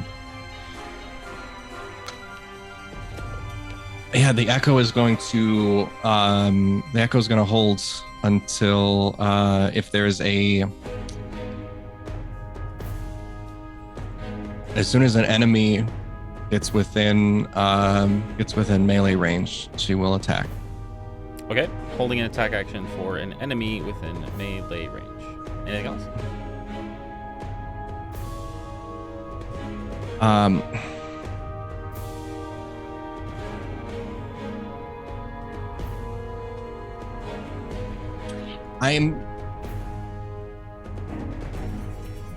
still trying to, I guess, I'm wrestling with the whole, like, the mechanics of, like, the Echo and Bree and, like, the ability for consciousness and actions and different things like that. If it's ambiguous, it's whatever you want. So what I would like to do is after Delg mentioned the message, as the Echo is kind of taking place and kind of getting into a position to protect Fettel, the Echo is going to start to hum a lullaby, but only like a few parts to it. So just like the first little stanza or whatever, just a part, and end in such a way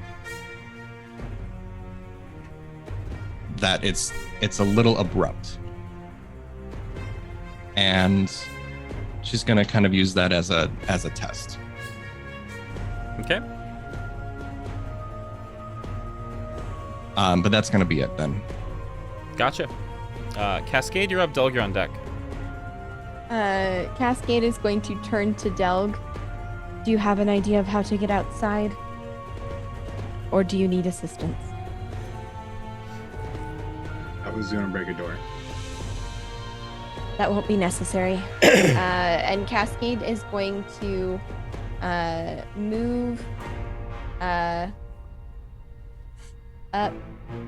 past Bree. We're gonna get right up on this wall here. She's gonna have her book out, flipping through the pages. Let me get to where this is. I haven't actually got to use this spell yet. Hang on, I want to confirm first. Let's rely on sight of outside. Oh, baby. Don't even sweat it. Cascade's gonna put her hand out and place it on the wall in front of her.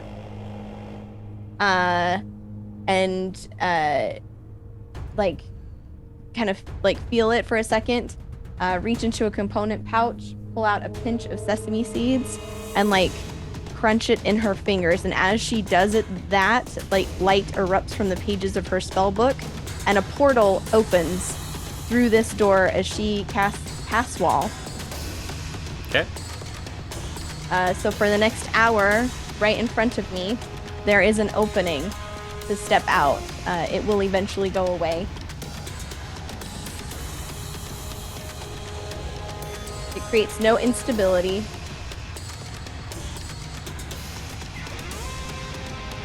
And she's just creating, like, a door.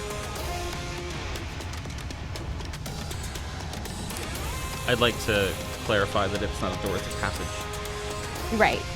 Wait, it's, let's see. On a wooden, plaster, or stone surface, so it's just a way to, like, get out. Not like a door I can close. Absolutely, it's like it's an opening in this wall. But she's gonna cast that and step through to here. A bonus action, she's moving her book. She saw this fireplace in the room. 2, 3, 4, 5. Her book's kind of slowly, lazily, like, floating across that open part of the inn towards the room, and that's my turn. Okay. Delg, you are up. Fettle, you will be up. 25 and 30. Delg will. Sorry, how did you get there? Through the door. Yeah. Yeah, through the passageway, right? Sorry. Yep. I just remembered saying you were going to break a door down, that's all. I was, but she made a little passageway that I can go through now.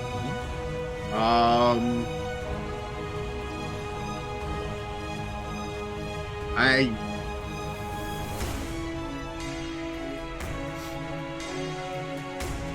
assuming I can tell that everybody's looking in the shed.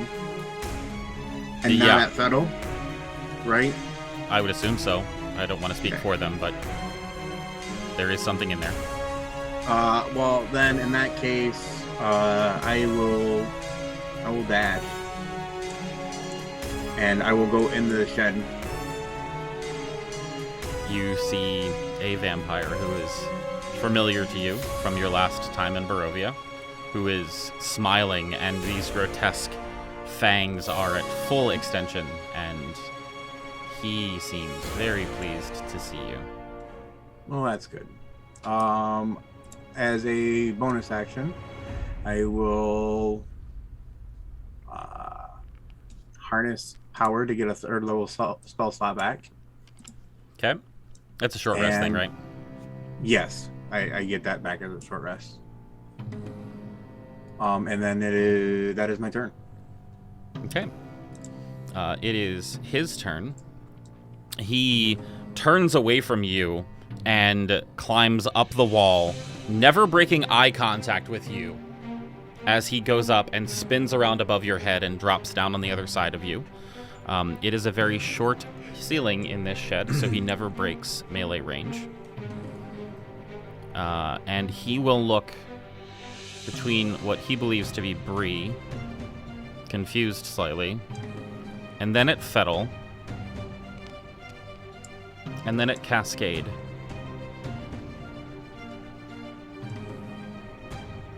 And then he'll turn back around at Delg and take a swipe at you. Seemingly confused, by the way. So for his claws, 21, which I do not believe hits you. Thank you. And a nat 1. So yeah, he kind of spider climbs over you and drops down, thinking there's somebody else out there, confused at who he sees, and then turns around and takes 2 swipes at you, missing both, but glancing on your shield once with his claws. That brings us to Fettle's turn, followed by Varys. Okay.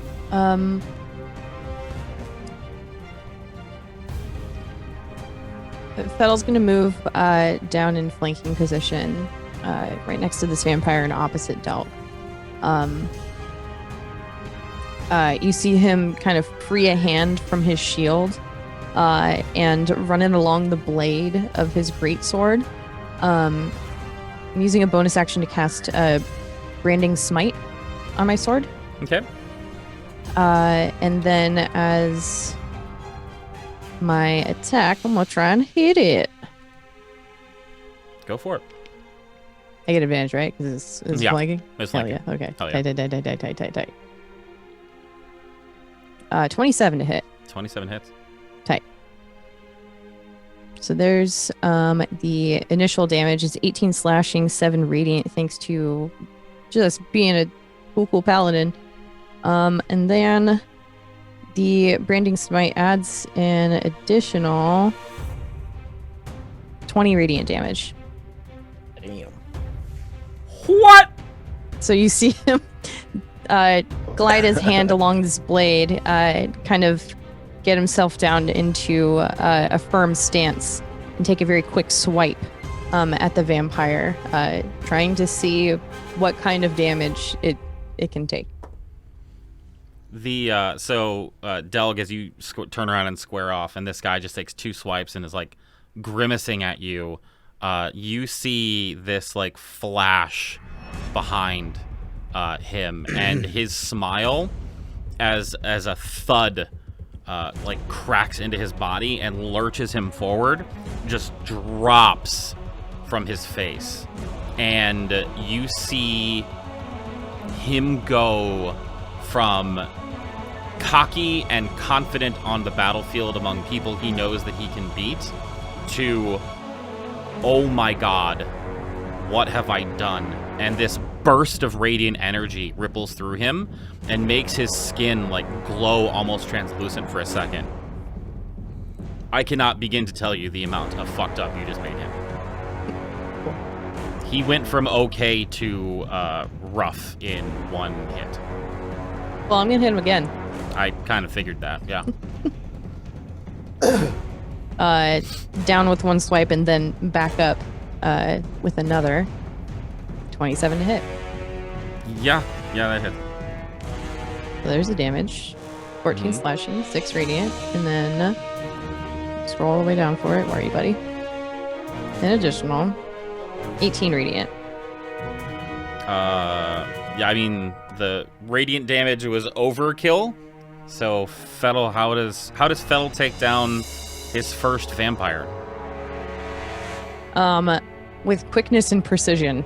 The first swipe is more to get a gauge on how receptive this creature is to this damage. And as he kind of squats down to prepare himself for an additional strike, he just like slashes his arm out horizontally to try and get a good clean cleave through this thing, seeing how receptive it is. This energy, this radiant energy that you have imbued your weapon with, just turns into this sun for like a brief second and flashes enough to like briefly blind all of you as this creature crumbles to the ground and begins to fade away into ash.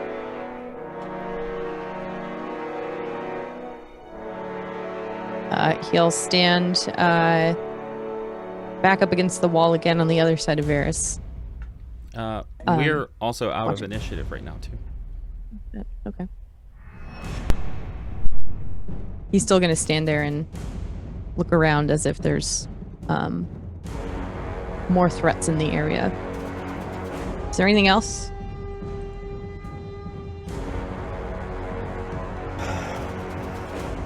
Not immediately presenting. We should just go back you. inside. I would like to ask Wayfinder, where is Hope's brother?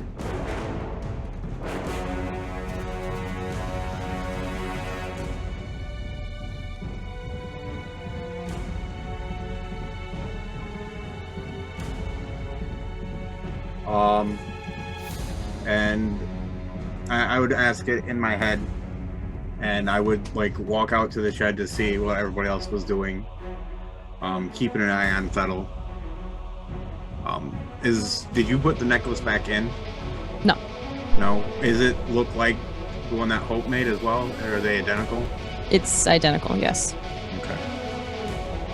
So that I would key in on that. I'm pretty sure I'd see that because Hope helped make Delg's, because Delg has a necklace as well. But he would keep that to himself for now. He is slightly impressed though. I'll take slightly.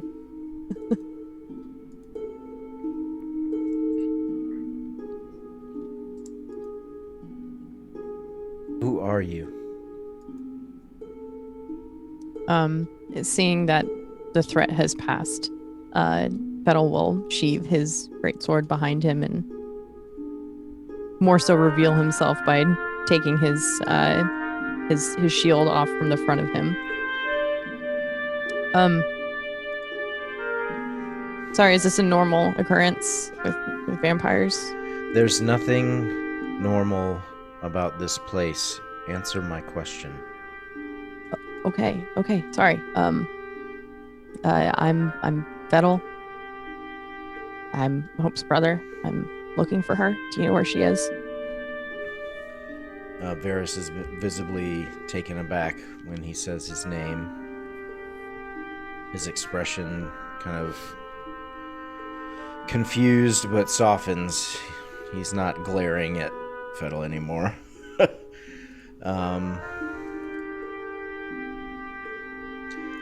Your sister has been looking for you for a very long time. I know. And recently I've been looking for her. How can you know that this is actually Hope's brother? I don't. As this is happening, Cascade's going to take a couple steps around the side of the building and to see who they're talking to. Cascade saw Fettel when they were in Waterdeep. Fettel came or was with her mother for the brief moment that she was able to see her. Is this the same person? Yeah. Cascade will kind of step around. I've met you before. Do you remember? No, I'm sorry.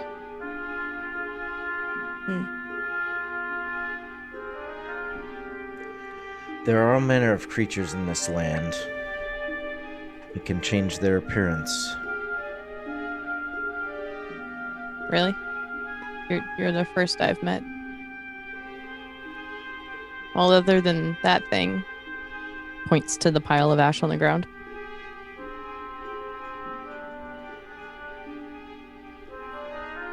How do we know you are who you say you are? Where is Hope?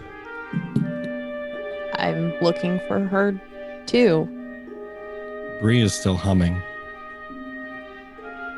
It's kind of on repeat. It goes up to a certain point and then it stops.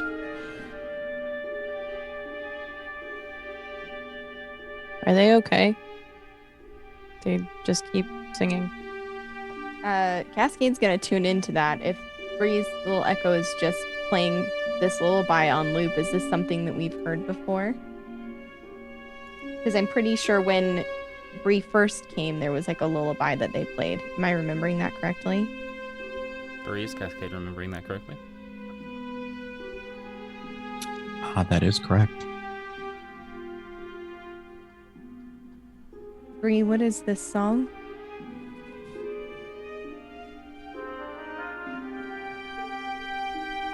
Grabs other notebook. Can I do an insight check on Fettel? Yeah, absolutely, 100%.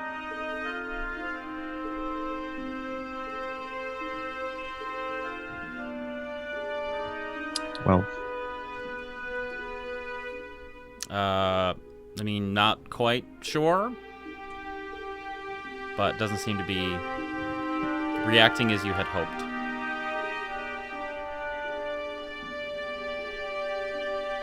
So I take it by the context clues you all know my sister. And I'm asking where she is, and you are too. I'm deeply concerned by that.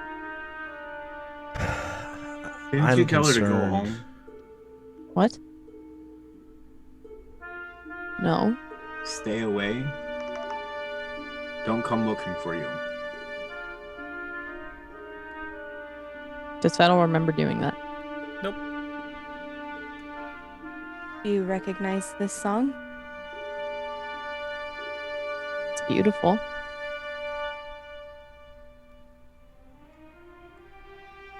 But no. I'm concerned that we are in an extremely dangerous place. And you are putting us all at risk.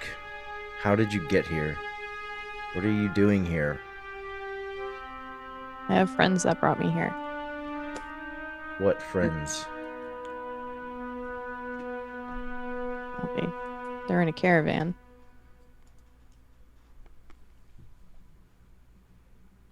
Vistani friends. Some of them.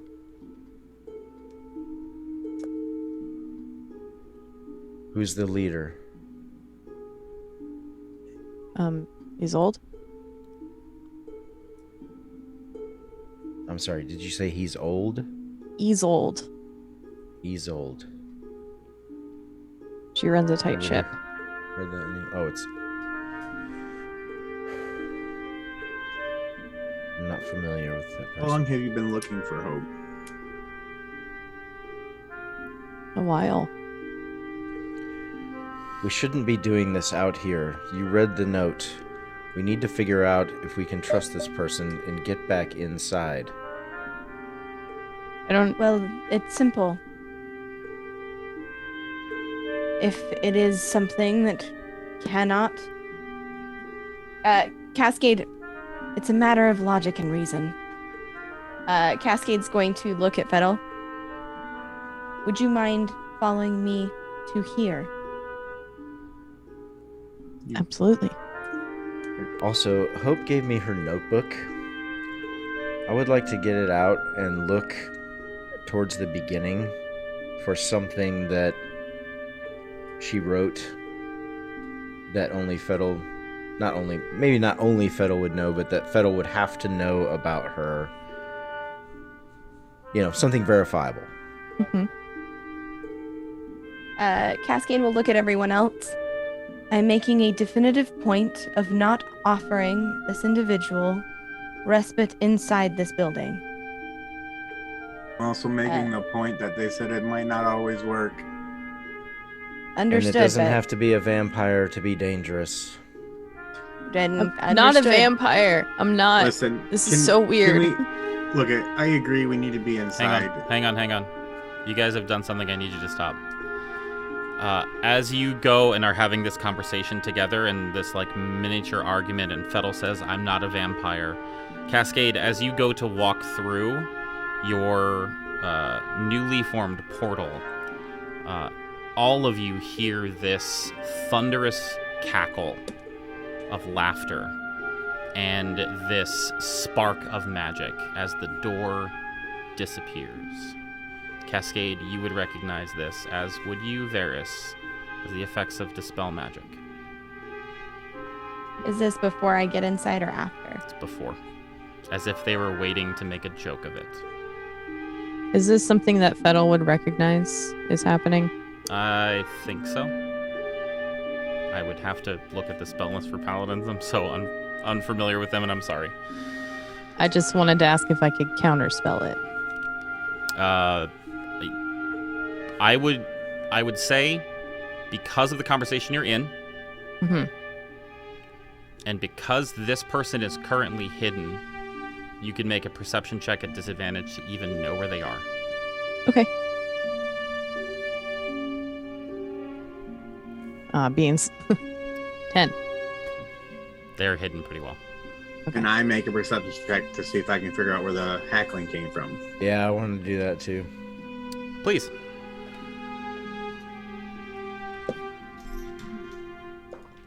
Um, 22.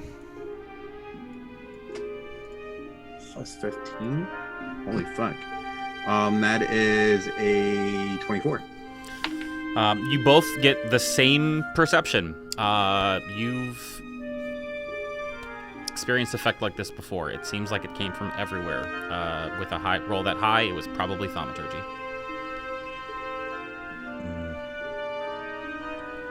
As this cackle goes off and the dispel magic connects and dissipates the only door you have back into this house, we're going to take our break for the evening.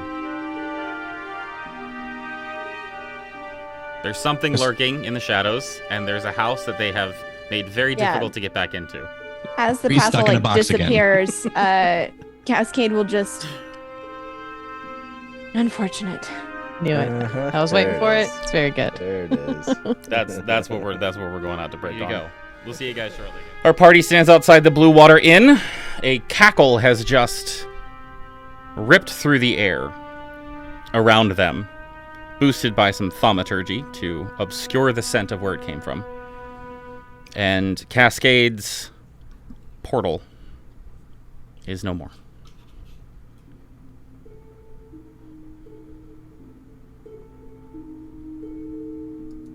We're going inside, or We need to get inside. We'll go in the back door. We can break it down and re-barricade it. If you don't mind, though, handing over your sword and shield until we can figure out who you say are and safe. I mean, yeah. Whatever it takes for you all to understand I am who I say I am. Doug will fasten his shield and sword to himself and reach out for their sword and shield as we make our way back to the back door. Happily handed over. Totally inspecting it as we're walking, though, because he's totally interested. The sword does seem to be of a magical nature. Okay. I think that's it of the two, right? Yeah. Mm-hmm. And as we're walking towards the back, I look back at Varys. I think we have Betsy in your bag. We can probably just knock down the door real easily.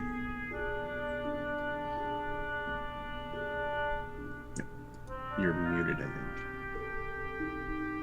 Yeah, He's definitely muted. Yeah. Sorry.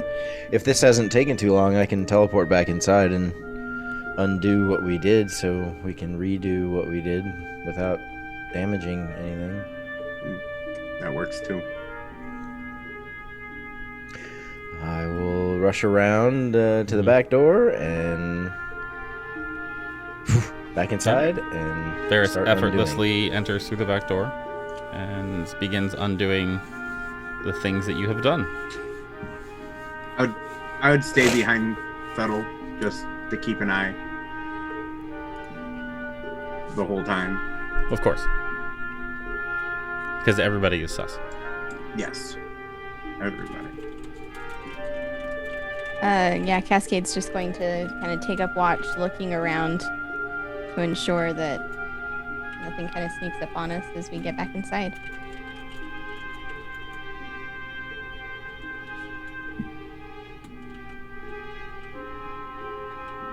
and you are back inside. Awesome.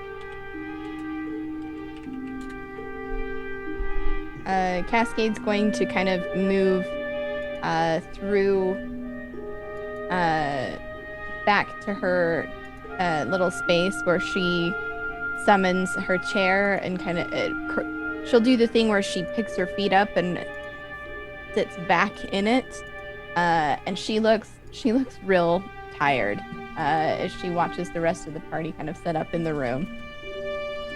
I'd put the sword and shield on the table in front of us, just so I'm not like hanging on to it. I'm not trying to keep her or anything. Just...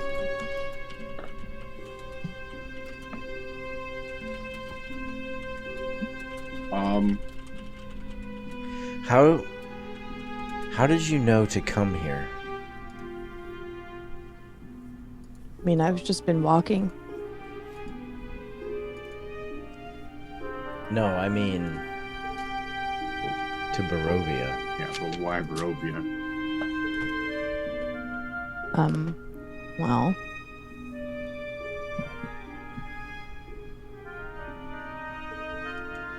because I know what's happening to it. And I came to help.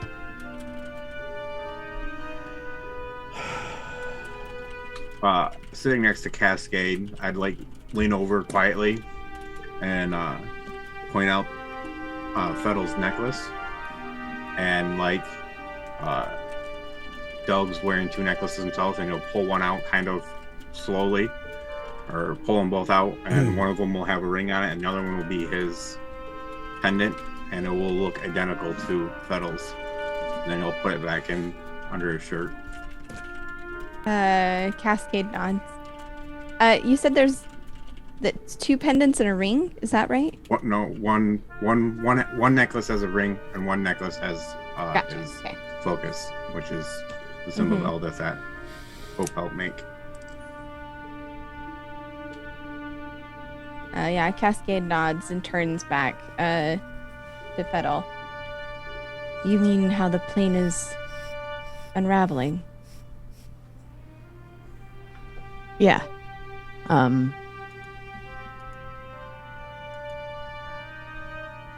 It's not just this one either. And how do you plan on helping?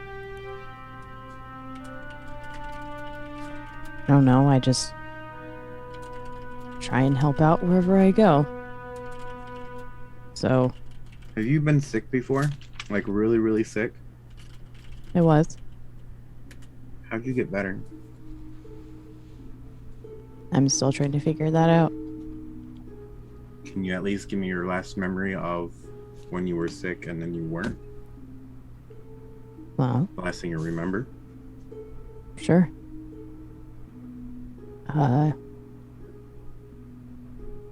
My grandmother did everything she could to try and help.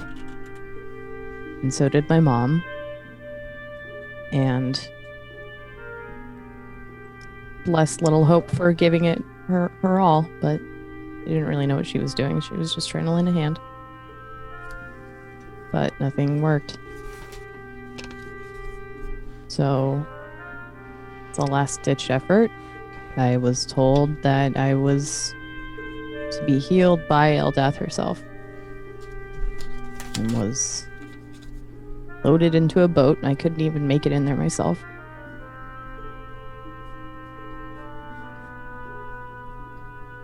And pushed towards the waterfall. There was a flash of light. I got you. As Fettle's talking, Doug is gonna like reach into his pack and pull out a stone statue-ish looking thing of Eldeth and set it down in front of him. Everybody else would recognize this as what he uses to cast divination.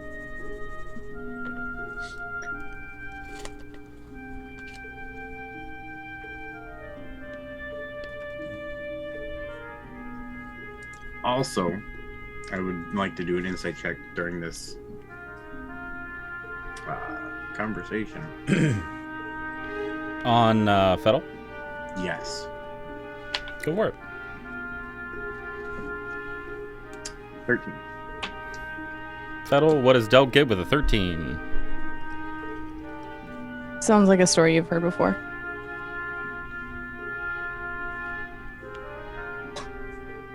So I got pushed into the waterfall. And there was a bright light. And then I was in a room with a backpack and some gear and a letter. Unsigned. Telling me that I had been cured. But I don't know who did it. I just followed the trail.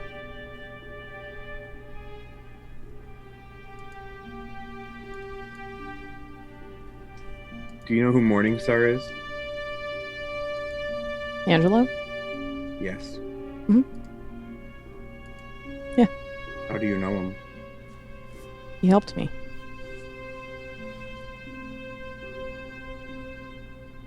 Doug will kind of just like look at Fettle for a little bit, And how did he help you?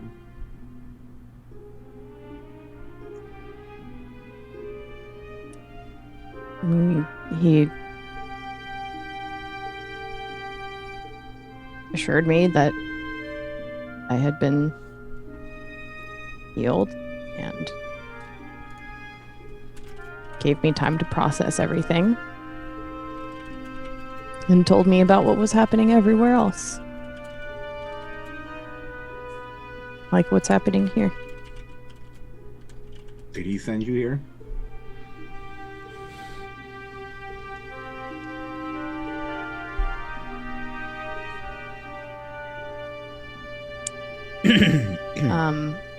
No.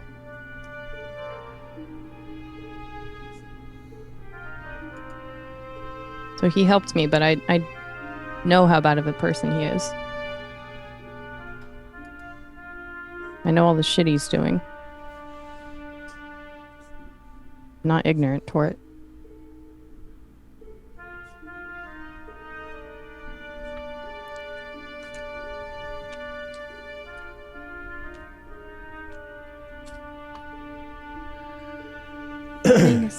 Putting aside Morningstar for now. You're here in Barovia. You said you've come to help us. What can you tell us about what's happening that will be helpful to us as we pass through? We're here to complete a task. What do you know that could help us?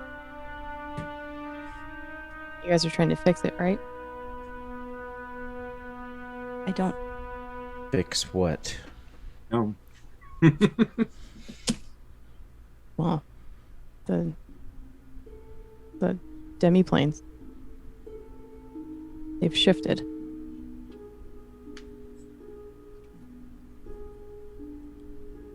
Because of what you did. Do you know who we are? What we did? Mm-hmm. I've heard of what you all have been doing. I've been told about what my sister had been doing. So by common denominator here, I can assume that she was running with you guys. Cascade's gonna stop for a moment and like look at the table and then look back at Fettle and go, I apologize. We've been rather terse and just operated under assumptions that you understood we knew Hope and we understood that you were her brother. Mm-hmm. She'll kind of do the, like she's sitting in the chair with her note, with her book, kind of taking notes. She'll like nod. I'm Cascade Traylon. It's wonderful to meet you. I wish And it was you as under well. different circumstances. Yes, well. She'll look at the rest of the table kind of expectingly, but if like there's hesitation, Cascade will kind of step in. And Fettle's sitting there calmly. He has his hands clasped in his lap, as if in an interview.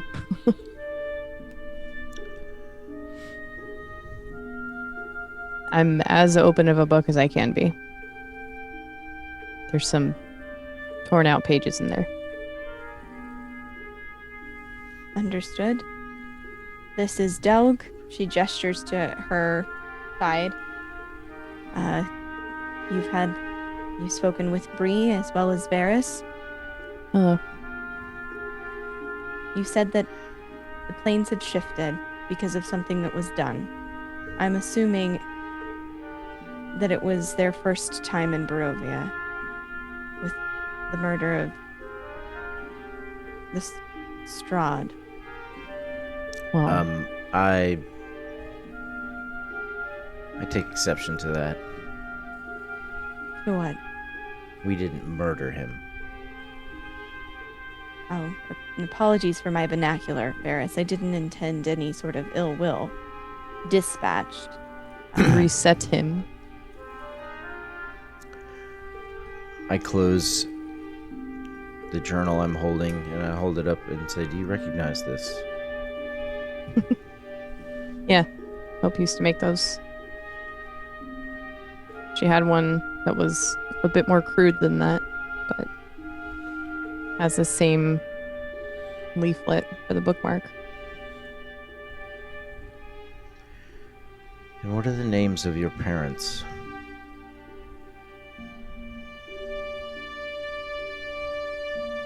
Well, Ren's my dad. I take after him.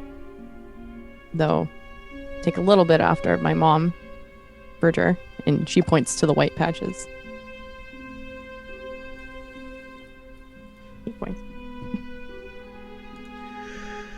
Varys will kind of hold the book in both hands, kind of look at it and sigh, and put it back in his bag. Fettle, Delg's hand is holding a sword that comes up above the table and points directly at you. Do I recognize this sword? No.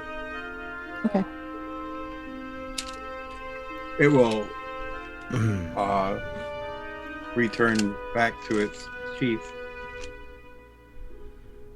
And Is this something he does? He just points swords at people?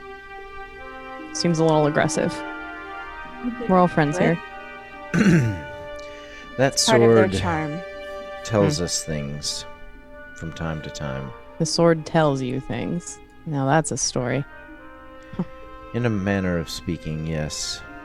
I don't know what he asked it, but whatever it was, it indicated you. Okay. at this time, Del would pull his necklace out and set it on the table next to the Eldas, little statue of Eldas, and look at everybody and says, well, all signs point to this being Fettle. And he would like motion to like push the shield and sword back towards Fettle to offer it back. So you're saying that because of what we did, because of defeating Strahd, all of this is happening here. Is that what you're saying? Not necessarily defeating Strahd, but that was what tipped it at first. Could you elaborate? In all of the millennia that this place has existed, are we the first to ever do that? As far as I understand, no. Then why is this happening now? What did we do that was different from anyone else? I understand you did something in the temple.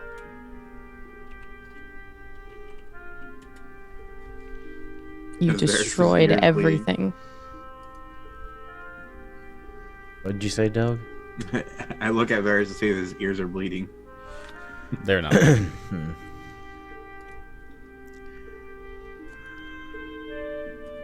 Well, that place was an abomination. I could not leave it standing. It was containing everything safely. And you let everything go.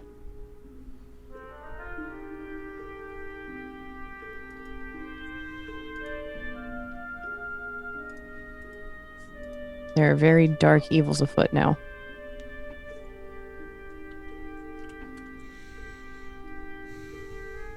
There are consequences to everything that you do.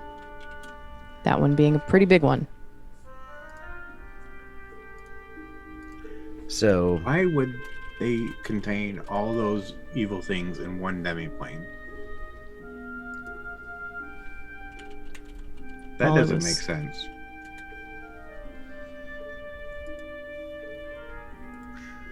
It was the people that initially contained them. They wanted them for their own. And so they did. Kept them hidden away for them to reap the benefits. Called them here to do that. so are you saying we're here to restore the temple?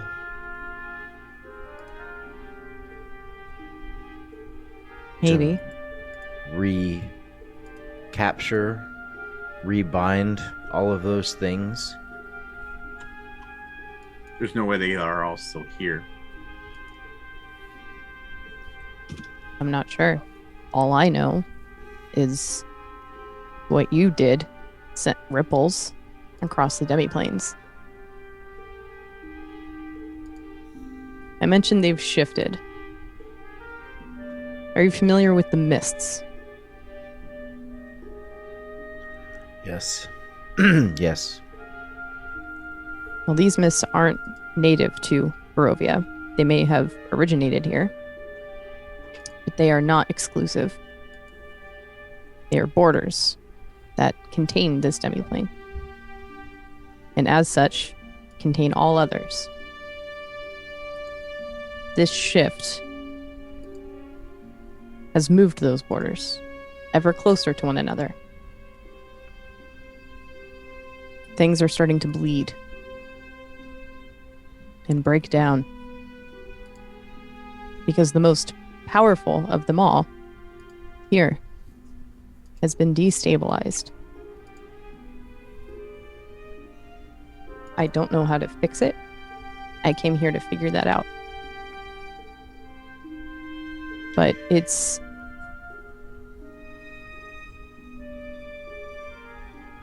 like taking one small stone out of an archway.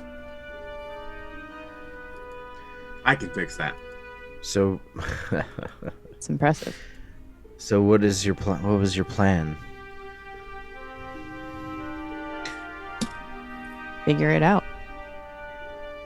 But you Right. came yelling for That's help. not a plan. That's a goal.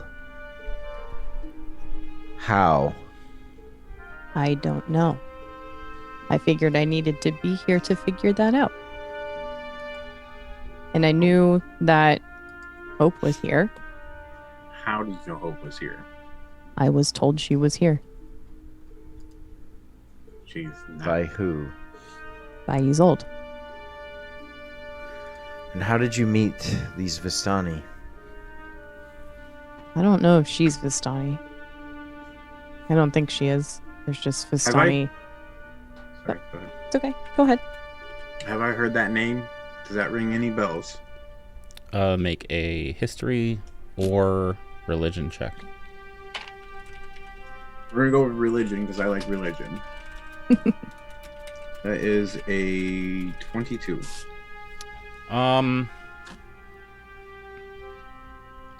Nothing specifically in religion in the text that you've studied or the things that you've learned on your own.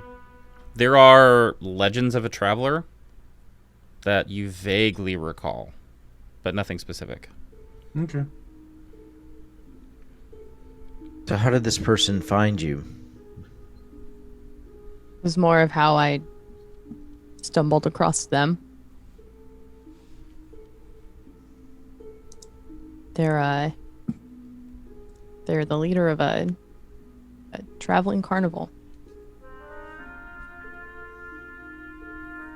And they,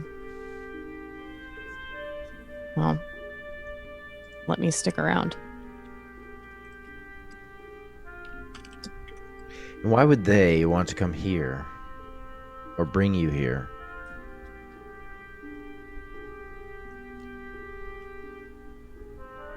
Because I asked them to.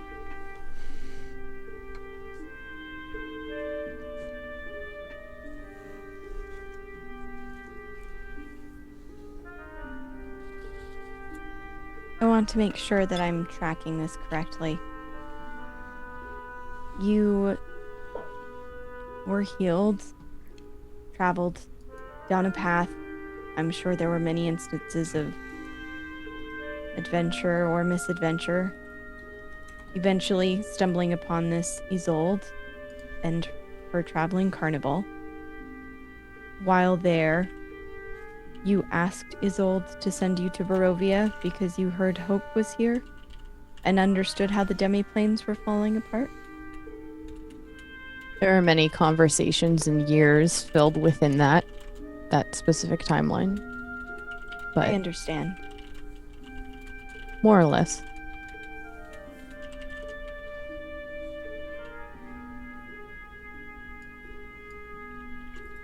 We were told that we were here to retrieve something.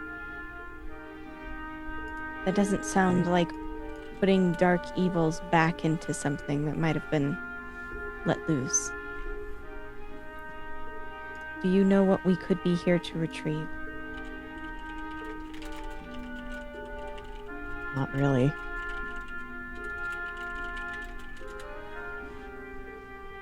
All I know is that whoever was originally here to continue with the destabilization, I'm here to help them restore the damage that was done. Would Fettel have heard of anything in regards to retrieving something to fix this? No. What if You said, sorry. What if Fettel was what we're here for?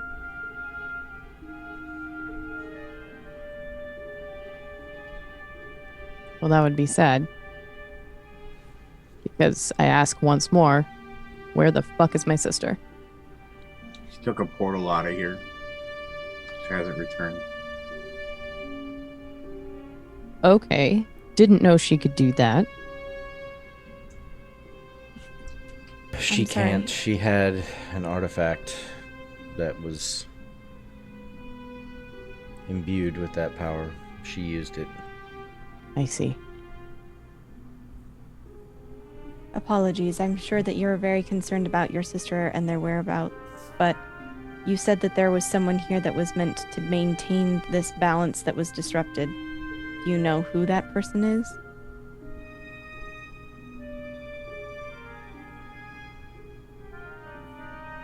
Does Fettel know?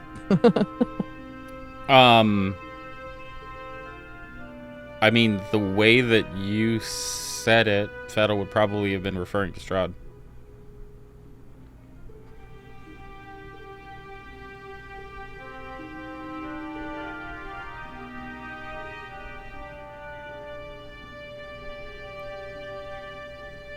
So if Strahd was brought back, that would start to retain the balance, correct? A lord of a domain of dread, maintaining his borders. With no lord to do that, to hold the powers at bay. The mists have rushed in. Everything's crossing over, changing, shifting. Did you all kill him again? No. We were unlucky to meet the man who did.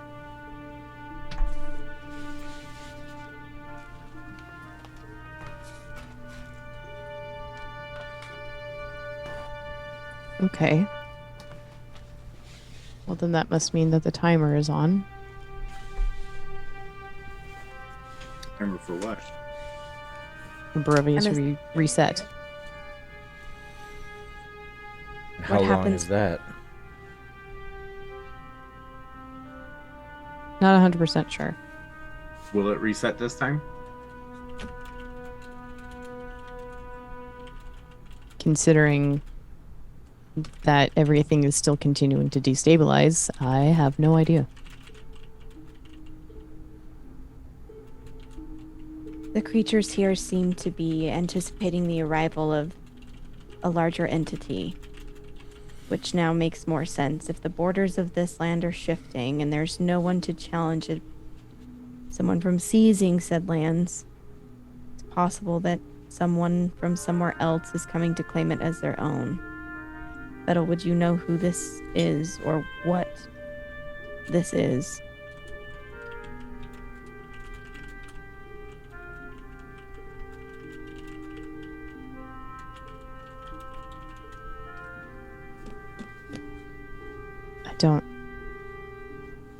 I don't know. I think I would suggest bringing Strahd back and fighting by his side after God knows how long we were stuck in here the first time. Well, you have to understand that without the dark powers that were contained in the Ember Temple, it won't fully reset. There has to be a balance with Strahd and the powers here. And with the dark powers gone and released, there is nothing to properly contain this.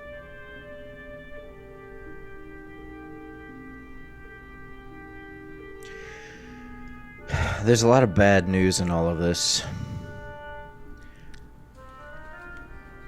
What? It doesn't sound like there's anything we can do. I feel like this was pre-written. What can you tell us, instead of us playing 20 questions guessing game? You were sent here. You wanted to come here to figure it out. Is there any information you came here with to give yourself a start? Pretty much what I've told you. That the combination of Strahd and the dark powers maintain balance of Barovia. When Strahd dies, the land is reset. A timer begins. It is unstoppable. He would come back. But without those dark powers there, clearly fuckery happens. So whatever you all did to the temple needs to be restored. I would like to do a religion check on being able to contain dark powers for the demi-planes. Feel free.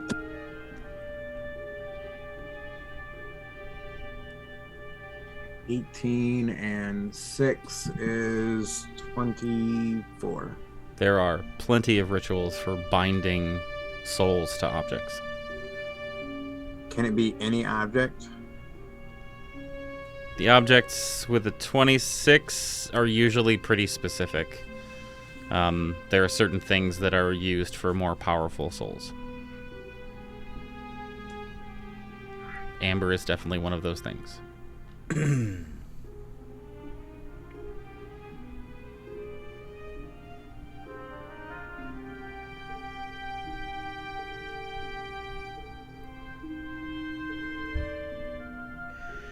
So, I just go back to the creepy Taroka reading.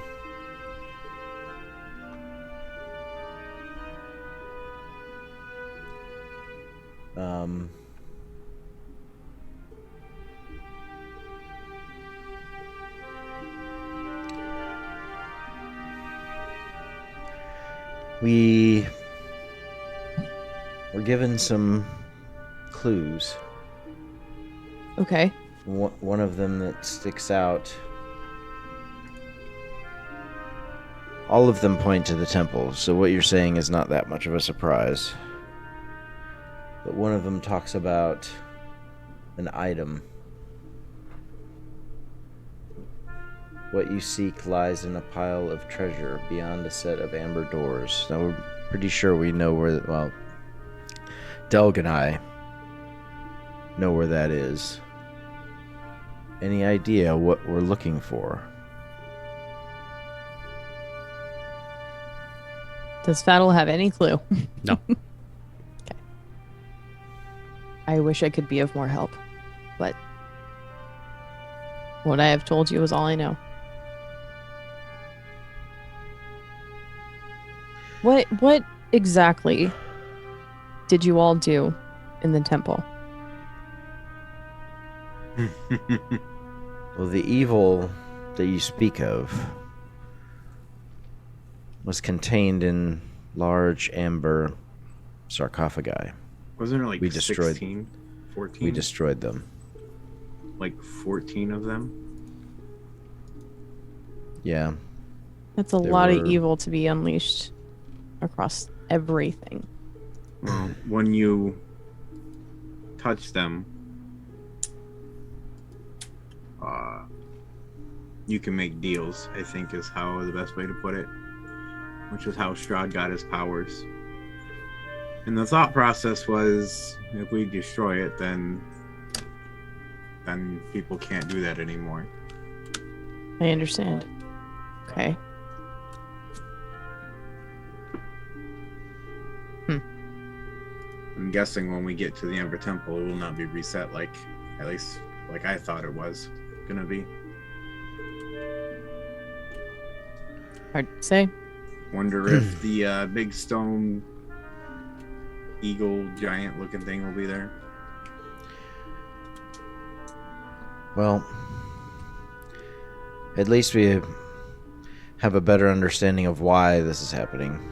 But I don't think any of this changes our initial plan. Everything's part of a plan. Yeah, but whose plan?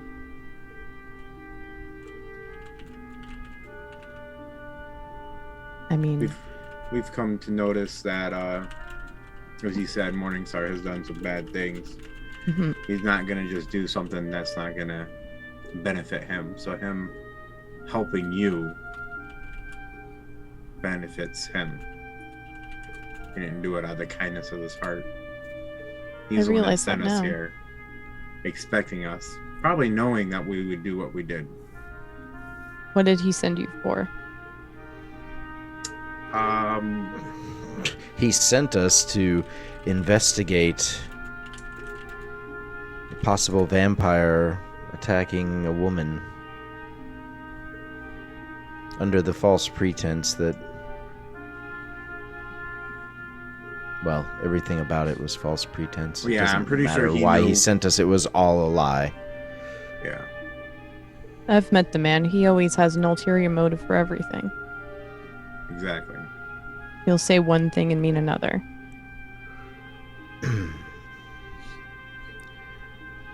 You were sent here to investigate a woman being attacked by vampires? Is that I mean, Really, at the what you time, did? we thought it was just the one. He gave us no forewarning about this place or its circumstances. We were fresh out of even school, though- so He knew exactly what was going on here. So, why would he send you here if he knew exactly what was going on and not warn you? because he wanted us to do what we did, and he didn't want us to know. he wanted someone to do what we did. He didn't. I don't think he knew we would be successful. He We were wanted just you to the kill next- Strahd and we were just the- destabilize the plains? Yes, absolutely.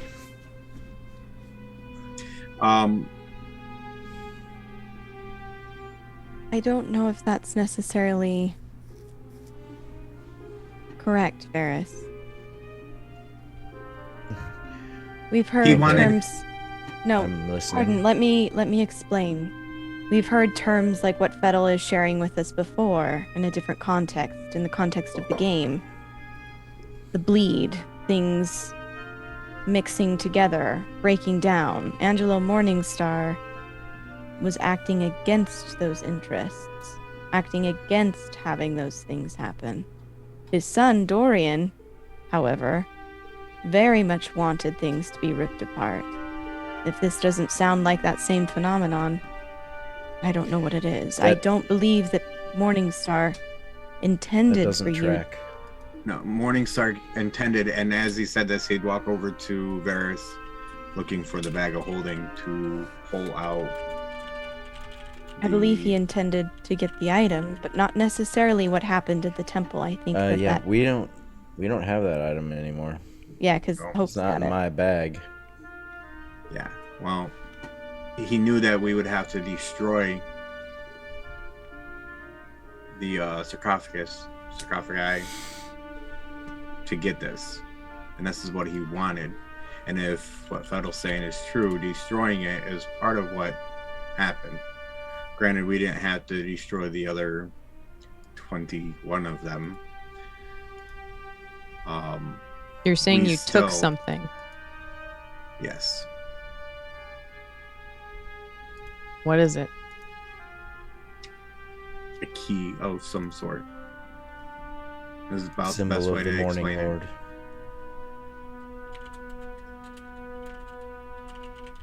You took something from one of these sarcophagi willingly away from the temple. Yep. It. Have you heard of the game? The one that the dragons are playing. Was Fettel told about that? I need a history check for that one. It's fair. Good thing I've got a +0 ready to go. That's a 2. Oh, It was so almost close. a 20. It teetered so long Damn on that it. 20. I was so Um, excited. I am changing my color. No, you've never heard any talk about the game. I mean, you probably have heard talk of the game, being as who you were traveling with, Mhm. but probably just if you did hear about it, you thought they were talking about some new game they were planning. Mhm. So he'll pull out Wayfinder again and kind of show. This is one of many, and one of the tasks that we were trying to do is collect them all. Swords. Yes, Collecting swords. Okay. they're special, as we said. This, Right, you talked to that one. right, and he would say, he would like hold it up and ask. He would out loud say, "Where's Hope?"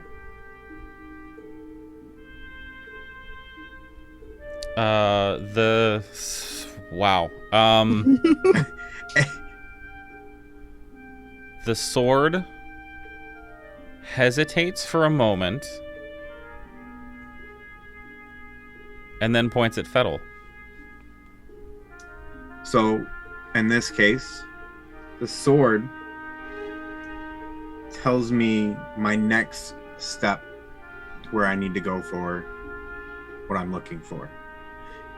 And the sword is telling me that you are the next step to get to Hope. And he'll ask it, where's Cascade? And he'll ask Wayfinder several questions that should be quite easily, so that you can see, like, he saw you use the sword, so you should have an understanding of like how the sword works, and that he wasn't faking the sword actually moving his arm around. Right. And you'll see the sword point hopefully at everything he calls out Okay. as blatantly. And the swords have these powers, and the thing we took from the Anvil Temple was something that goes with the swords. Goes with the swords. Okay.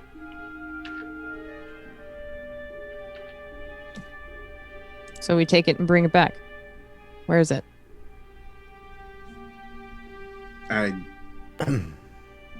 Hope has it. Convenient. But so let's say for a second that Cascade is right. Just for a second. He gives Cascade a little half smile. Yeah, Cascade will say, "We certainly can't consider it for longer than that. Correct. It would bring into balance all things. Everything would be thrown into disarray. What possibly already could there. happen? Take a look around. You All think it's correct. bad now? I was gonna look at Cascade and kind of just like give her a laughing nod. So Morningstar sends us here Mm-hmm.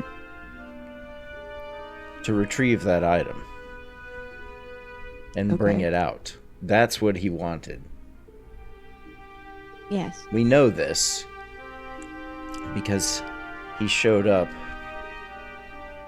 at the place where that is supposed to go. It's a key to his ends, yes. But unintended consequences. Right. So he didn't count on the fact that we would destroy the rest of the temple. Okay, fair enough. But I don't believe that returning that particular item, a symbol of the only good force this land has ever known, is what's required. It can't be. We are supposed over here to retrieve something, an item or something. May not be an item. No, Not the to- Taroka reading said it's an item. That's the Taroka reading, but The other We one were- was all true. Just saying. right. But we asked if it was an item, and the response was kind of, I believe. Yes, Tan said that it was kind of an item, but I'm tracking to what you're saying, I think. The reading also said several other things. It made mention of an item, but it also made mention of information. Correct. It made That's why I mention- said our plan has not changed based on anything Right. Fettel has Well- said. My point is, nothing has pointed the direction of us leaving anything behind. Right. I agree with that 100%. we couldn't until we find hope, or hope finds us either way. But I believe that sitting Also here correct. with this knowledge, we should have everything we need to know what it is that we're here for. I mean, I think we still need some more information from the places that we intend to go. Regardless of what your current mission is, restoring the temple so that the demiplanes continue to cease to continue to bleed through one another so that it does not affect other planes. You have to understand that it's not just the demiplanes that are doing this. They're Yes. connecting to one another, but it's going everywhere. With my Understood. 26 religion check I made, how would I know how hard it is to do these rituals? You would know that quite often whatever is being bound is not being bound by choice, Yes. and most of the difficulty therein lies. It is more complex when there's more power involved. They are actively resisting the entire time. Yeah, so Doug will look at Fettel, and I'm all behind restoring the temple, but I can tell you it's just not walking in there and fixing a couple of stones. It's the temple was just a place where things were put. You can bind these evil beings, entities, souls to other things, but we don't have to bring them back here. This could be the spot they come back, but going to the temple and fixing the stuff that we broke isn't gonna magically fix everything. I just had a horrible thought. Please speak it Please. aloud. I You share. What's the worst that could happen? think There it is. we might need the help of the abbot for some of this. Well, that's where we're needed ahead as well from our friendly raven. If the abbot's even here. I don't know why he wouldn't be. I know why I wouldn't be All here. all he wanted to do was make Strahd happy, right? He just wanted to keep the peace. At least that's the abbot that we maybe met. I don't think the abbot is.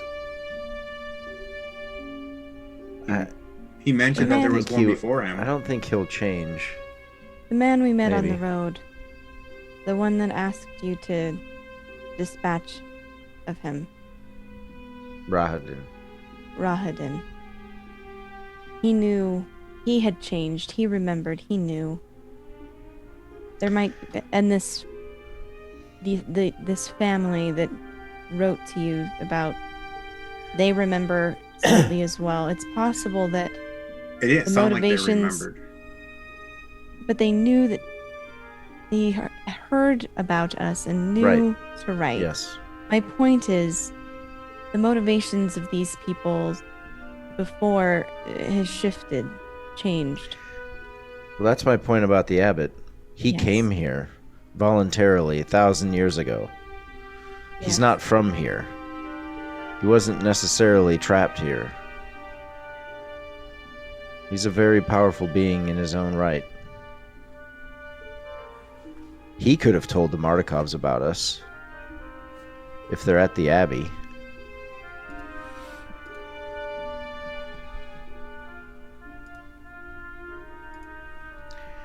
Is that where you are to go next?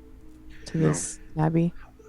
I think we need to go to the Vistani camp just south of town here and speak to someone first, but we do need to go there. It shouldn't Yeah. take us long. We also need to stop by Argynvostold. Yes. Sounds like you have On the quite the way. to-do list here. We always do. Especially in Barovia. Is there anything I can do to help expedite these items on your list? You can ask Eldath where the most important place for us to go next is. I can try. Because Fiddle's a paladin, not a cleric. Damn it. I was like, Fiddle hasn't used his divine intervention yet. Oh, damn it, he's not a cleric. Damn.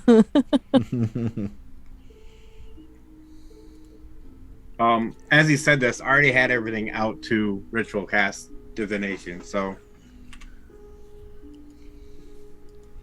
I brought everything out to cast this.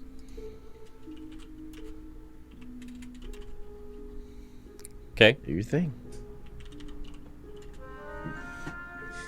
Yeah, I would ask, where is...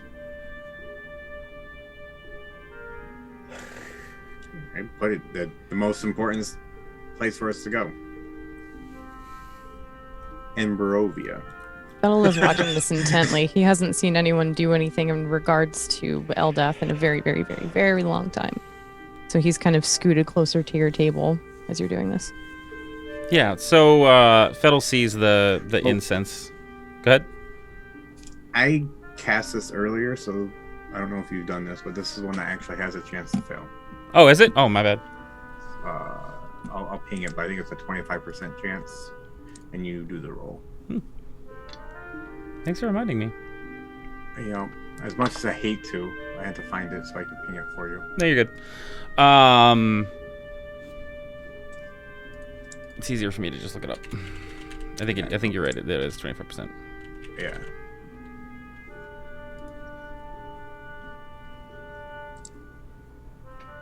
Yep. I forgot this was the second casting. The incense burns in a listless plume that goes up that eventually goes into a straight line and curves at a 90-degree angle. Actually, not a 90-degree angle. It is a more, hang on, obtuse angle? That's Sure. bigger than 90. Yeah. There we go. I know math.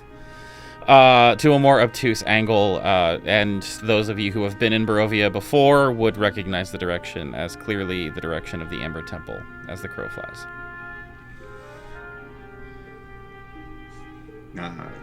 Doug will What look was over the to question? Varys. Just like you said, most important spot for us to go in Barovia.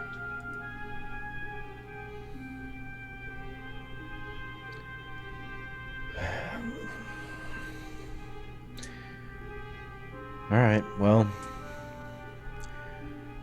unless anyone else has any giant revelations, I think we should get some rest. We need to head out first light as directed and make haste in our journey. Yes, in the morning I will get a hold of Hope, or at least attempt to. Okay.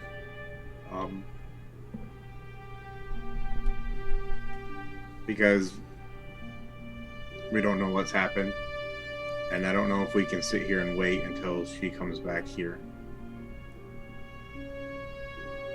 No, we can't. So we at least need to let her know where we're going, what we're doing. I suggest avoiding such an action, as it was instructed to us that doing so would be unwise. Good point. We just need to know if she's all right. Well, doing so, if I'm correct, we were told that it was that they could listen in Right. and understand. But Bree's point is, if I said that we should tell her where we're going, Bree's point is we shouldn't do that, and I agree. The note made mention that all of the magic is corrupted, though. We have no reason to believe that it would actually contact Hope in the first place. I feel like We I have would to know try. if it was Hope. She We can try, but She can use the ability to figure out where one of us is at. Right. She has a strong All right, enough then. connection to any of us. She can figure that out. And Varys gonna get up from the table and go over into this corner and sit down, and I've got the last watch. Before we all rest, I would like to officially lend my help to you all and request that I am allowed to come with you.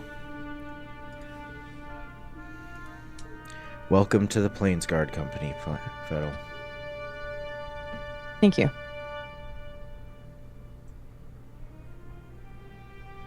We're just sleeping down here, right? I think it's best. There are beds upstairs if you'd like to take your chances getting there, but I would recommend we all just stay in the same room. I've slept in worse places. This is fine. I don't Hey, know. Del, remember that time we slept on a landing? That was fun. Sorry, Fiddle. What It's were fine. you saying? Oh, I was going to offer being able to assist with watch. So I understand that is obviously imperative to, you know, making sure things are okay during the night.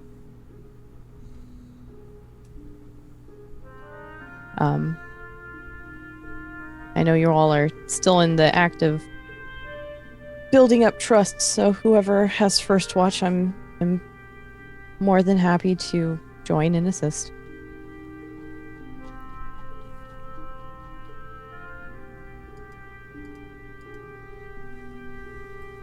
I have faith that Bree's non-sleep will be able to help out.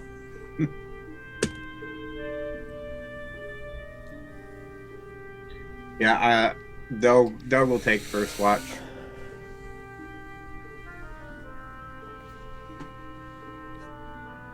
That leaves I one. will take watch with you. Cascade, does that mean you're taking the second watch? Yes.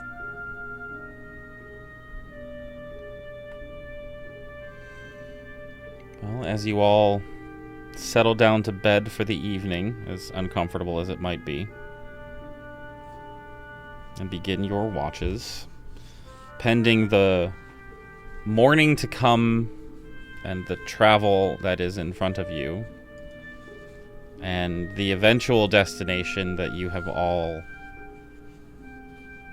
come to understand will be your goal. We're going to end tonight's session. Seems like a good time since new beginnings will be happening tomorrow on your day. Welcome, Fettle! Hey. The So- That is actually Fettle. still Good point. remains to be Real seen. quick, because I know next time we will, we're gonna start out the next day. Mm-hmm. So, when Fettle's watch comes up, well, Veriswood brought Mistral inside. When Fettle's watch comes up, she'll kind of hop up on the chair next to him and look at him. Tilt her head a little bit.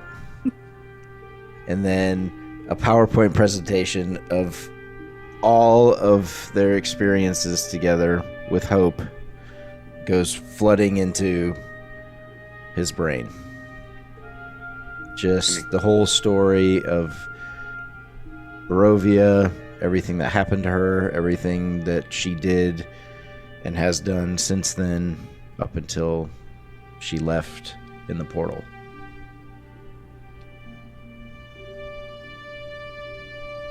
You do this, and Fettle will just start crying because he hasn't seen Hope since she was 5. So to see her grown and doing as much good as she could, it's just a very, very proud big bro. Then she'll fly up into the rafters and just curl up and go to sleep. Your dragon is strange, but wonderful. She really is. Is there anything else that anyone would like to do during these watches? You are safe, for the most part. You've barricaded up this place fairly well, so even the things that aren't restricted by the walls and doors would find a lot of trouble getting in. So if there is anything else you would like to say or do during this time, since we will be starting in the morning, I guess, please feel free to do it.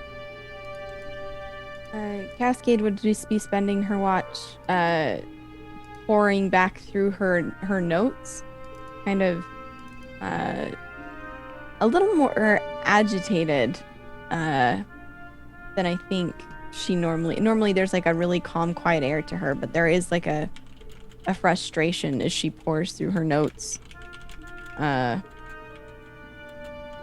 is I mean, she's already pretty withdrawn and aloof, but I would say more so as she puts her mind to this puzzle. Anything in particular you're trying to do? I mean, yeah, if you'll allow me to like make a roll, I'm trying to connect. I'm trying to ascertain like what it is we're here to like retrieve. Like, what are we here to get? Listening to Fettle talk through everything, like Cascade, seeing how this ties like into the bigger picture, right? Of the made up game that Ari made, and like all of that. Like, she's trying to like get the noise and like minutia out and really kind of hone in on, we were sent here to get something that is related and yet not, something that would help stop the bleed,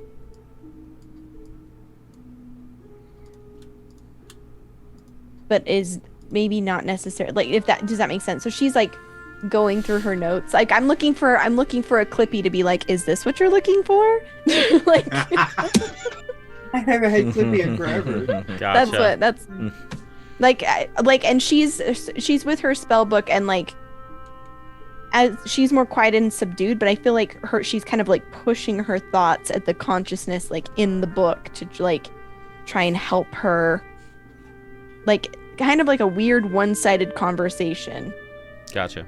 Yeah, I mean, make an argument for what role you want that to be. History, probably. Cool. Go for it. Come on, baby. Oh my god, a 16 plus 9. Holy shnikes. Very good. So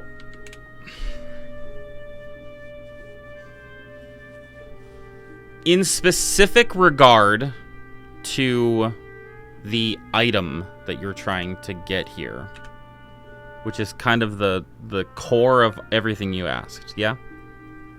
Yeah.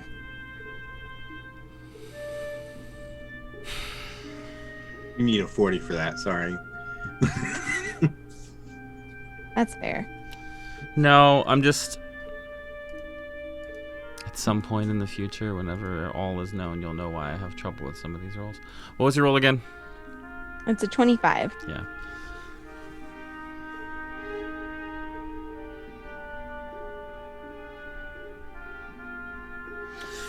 Cascade, what do you remember about who told you that you were looking for an item? Also, Whiskey and Waffles, what's up? Hello, Thank you for the raid. hello.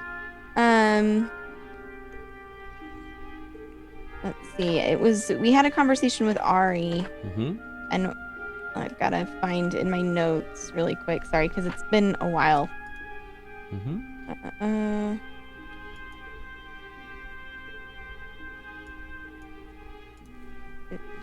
There's a large unfortunate, which is terrifying.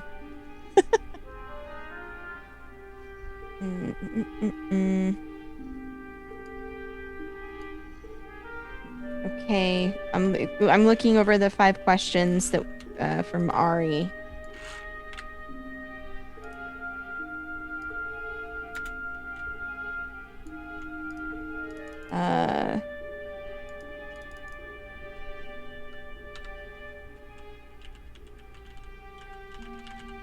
An item, it's got something to do with the Draco Liches. Just Sorry, asking if you know who. It was either Ari or Tan.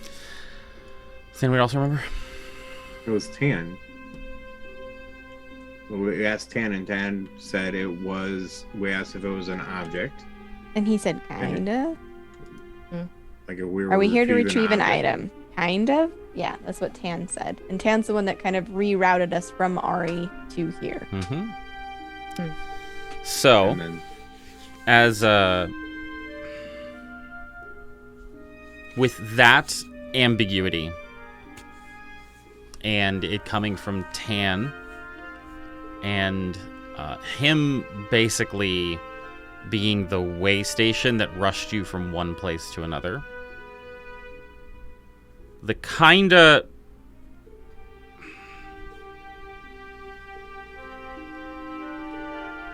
with a 25, I think that a 25 is high enough for you to deduce that someone in Tan's position, under those circumstances, could have made that fast of an answer in a way to indicate that item is a loose word.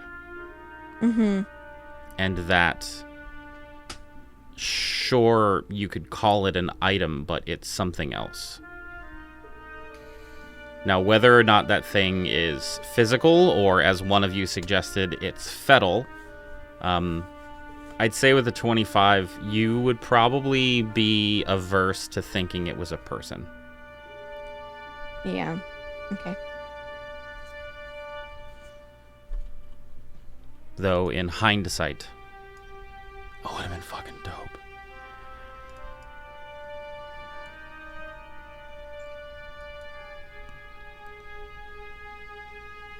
Can I ask Wayfinder where the next nearest sword is?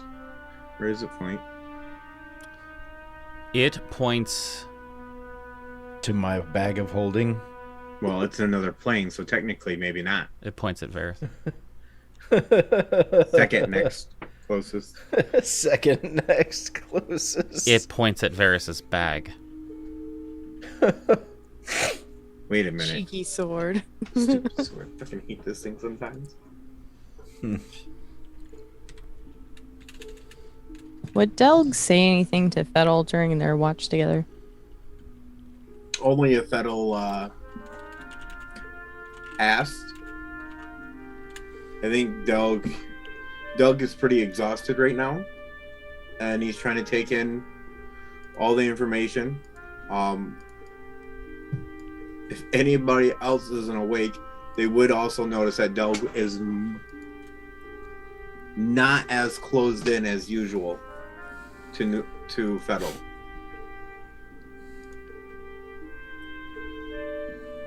So yeah, I mean, if Fettel was talking, he would be open for conversation, but I don't think he would have started anything. I think he'd be more trying to figure out the best way to look out where Hope left and kind of be focused on if Hope would ever show back up.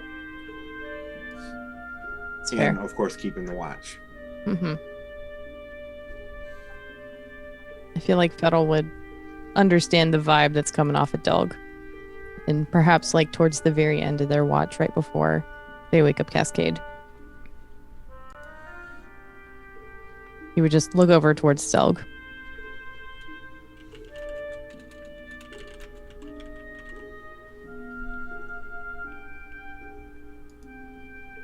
Is she a good person?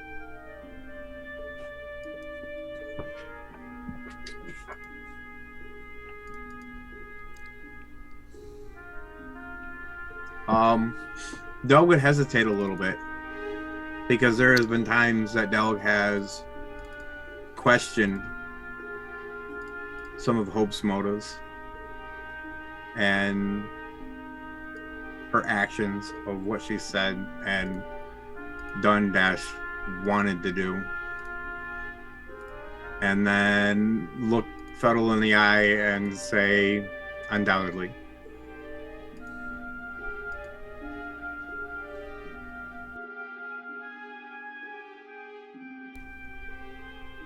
Varys did something. I think after hearing Delg say that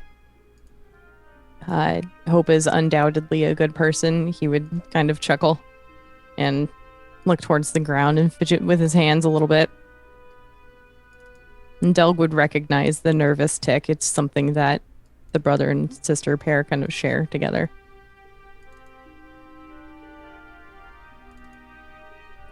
Varys's weird little dragon showed me a lot of the stuff that you guys have done.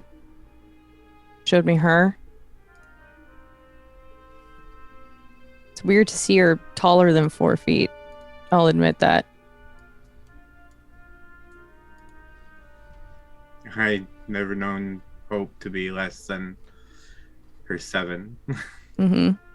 She's still short to me.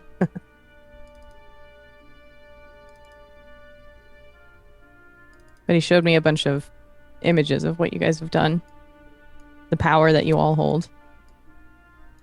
The friends that you've gained and lost along the way.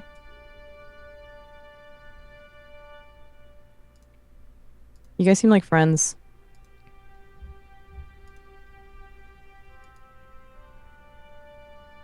That's something I've been chasing for a long time. I'm not saying let's be best bros. Just letting you know I'm really happy that she found that. And he's gonna look over towards Varys.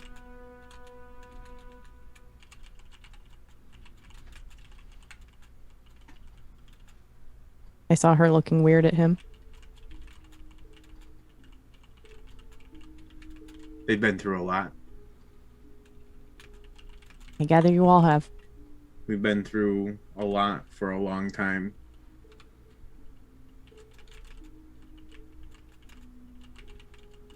it brings people a lot closer than normal. Mm-hmm. And then I'll look over at Cascade. Yeah, I can see that. Looks back at you.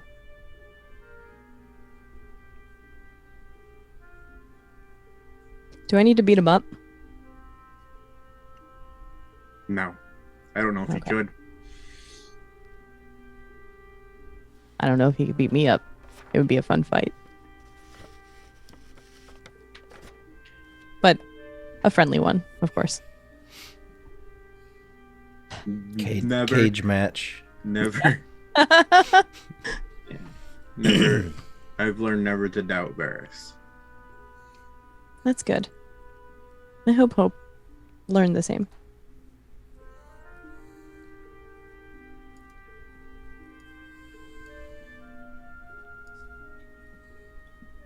Thank you for taking care of her, all of you.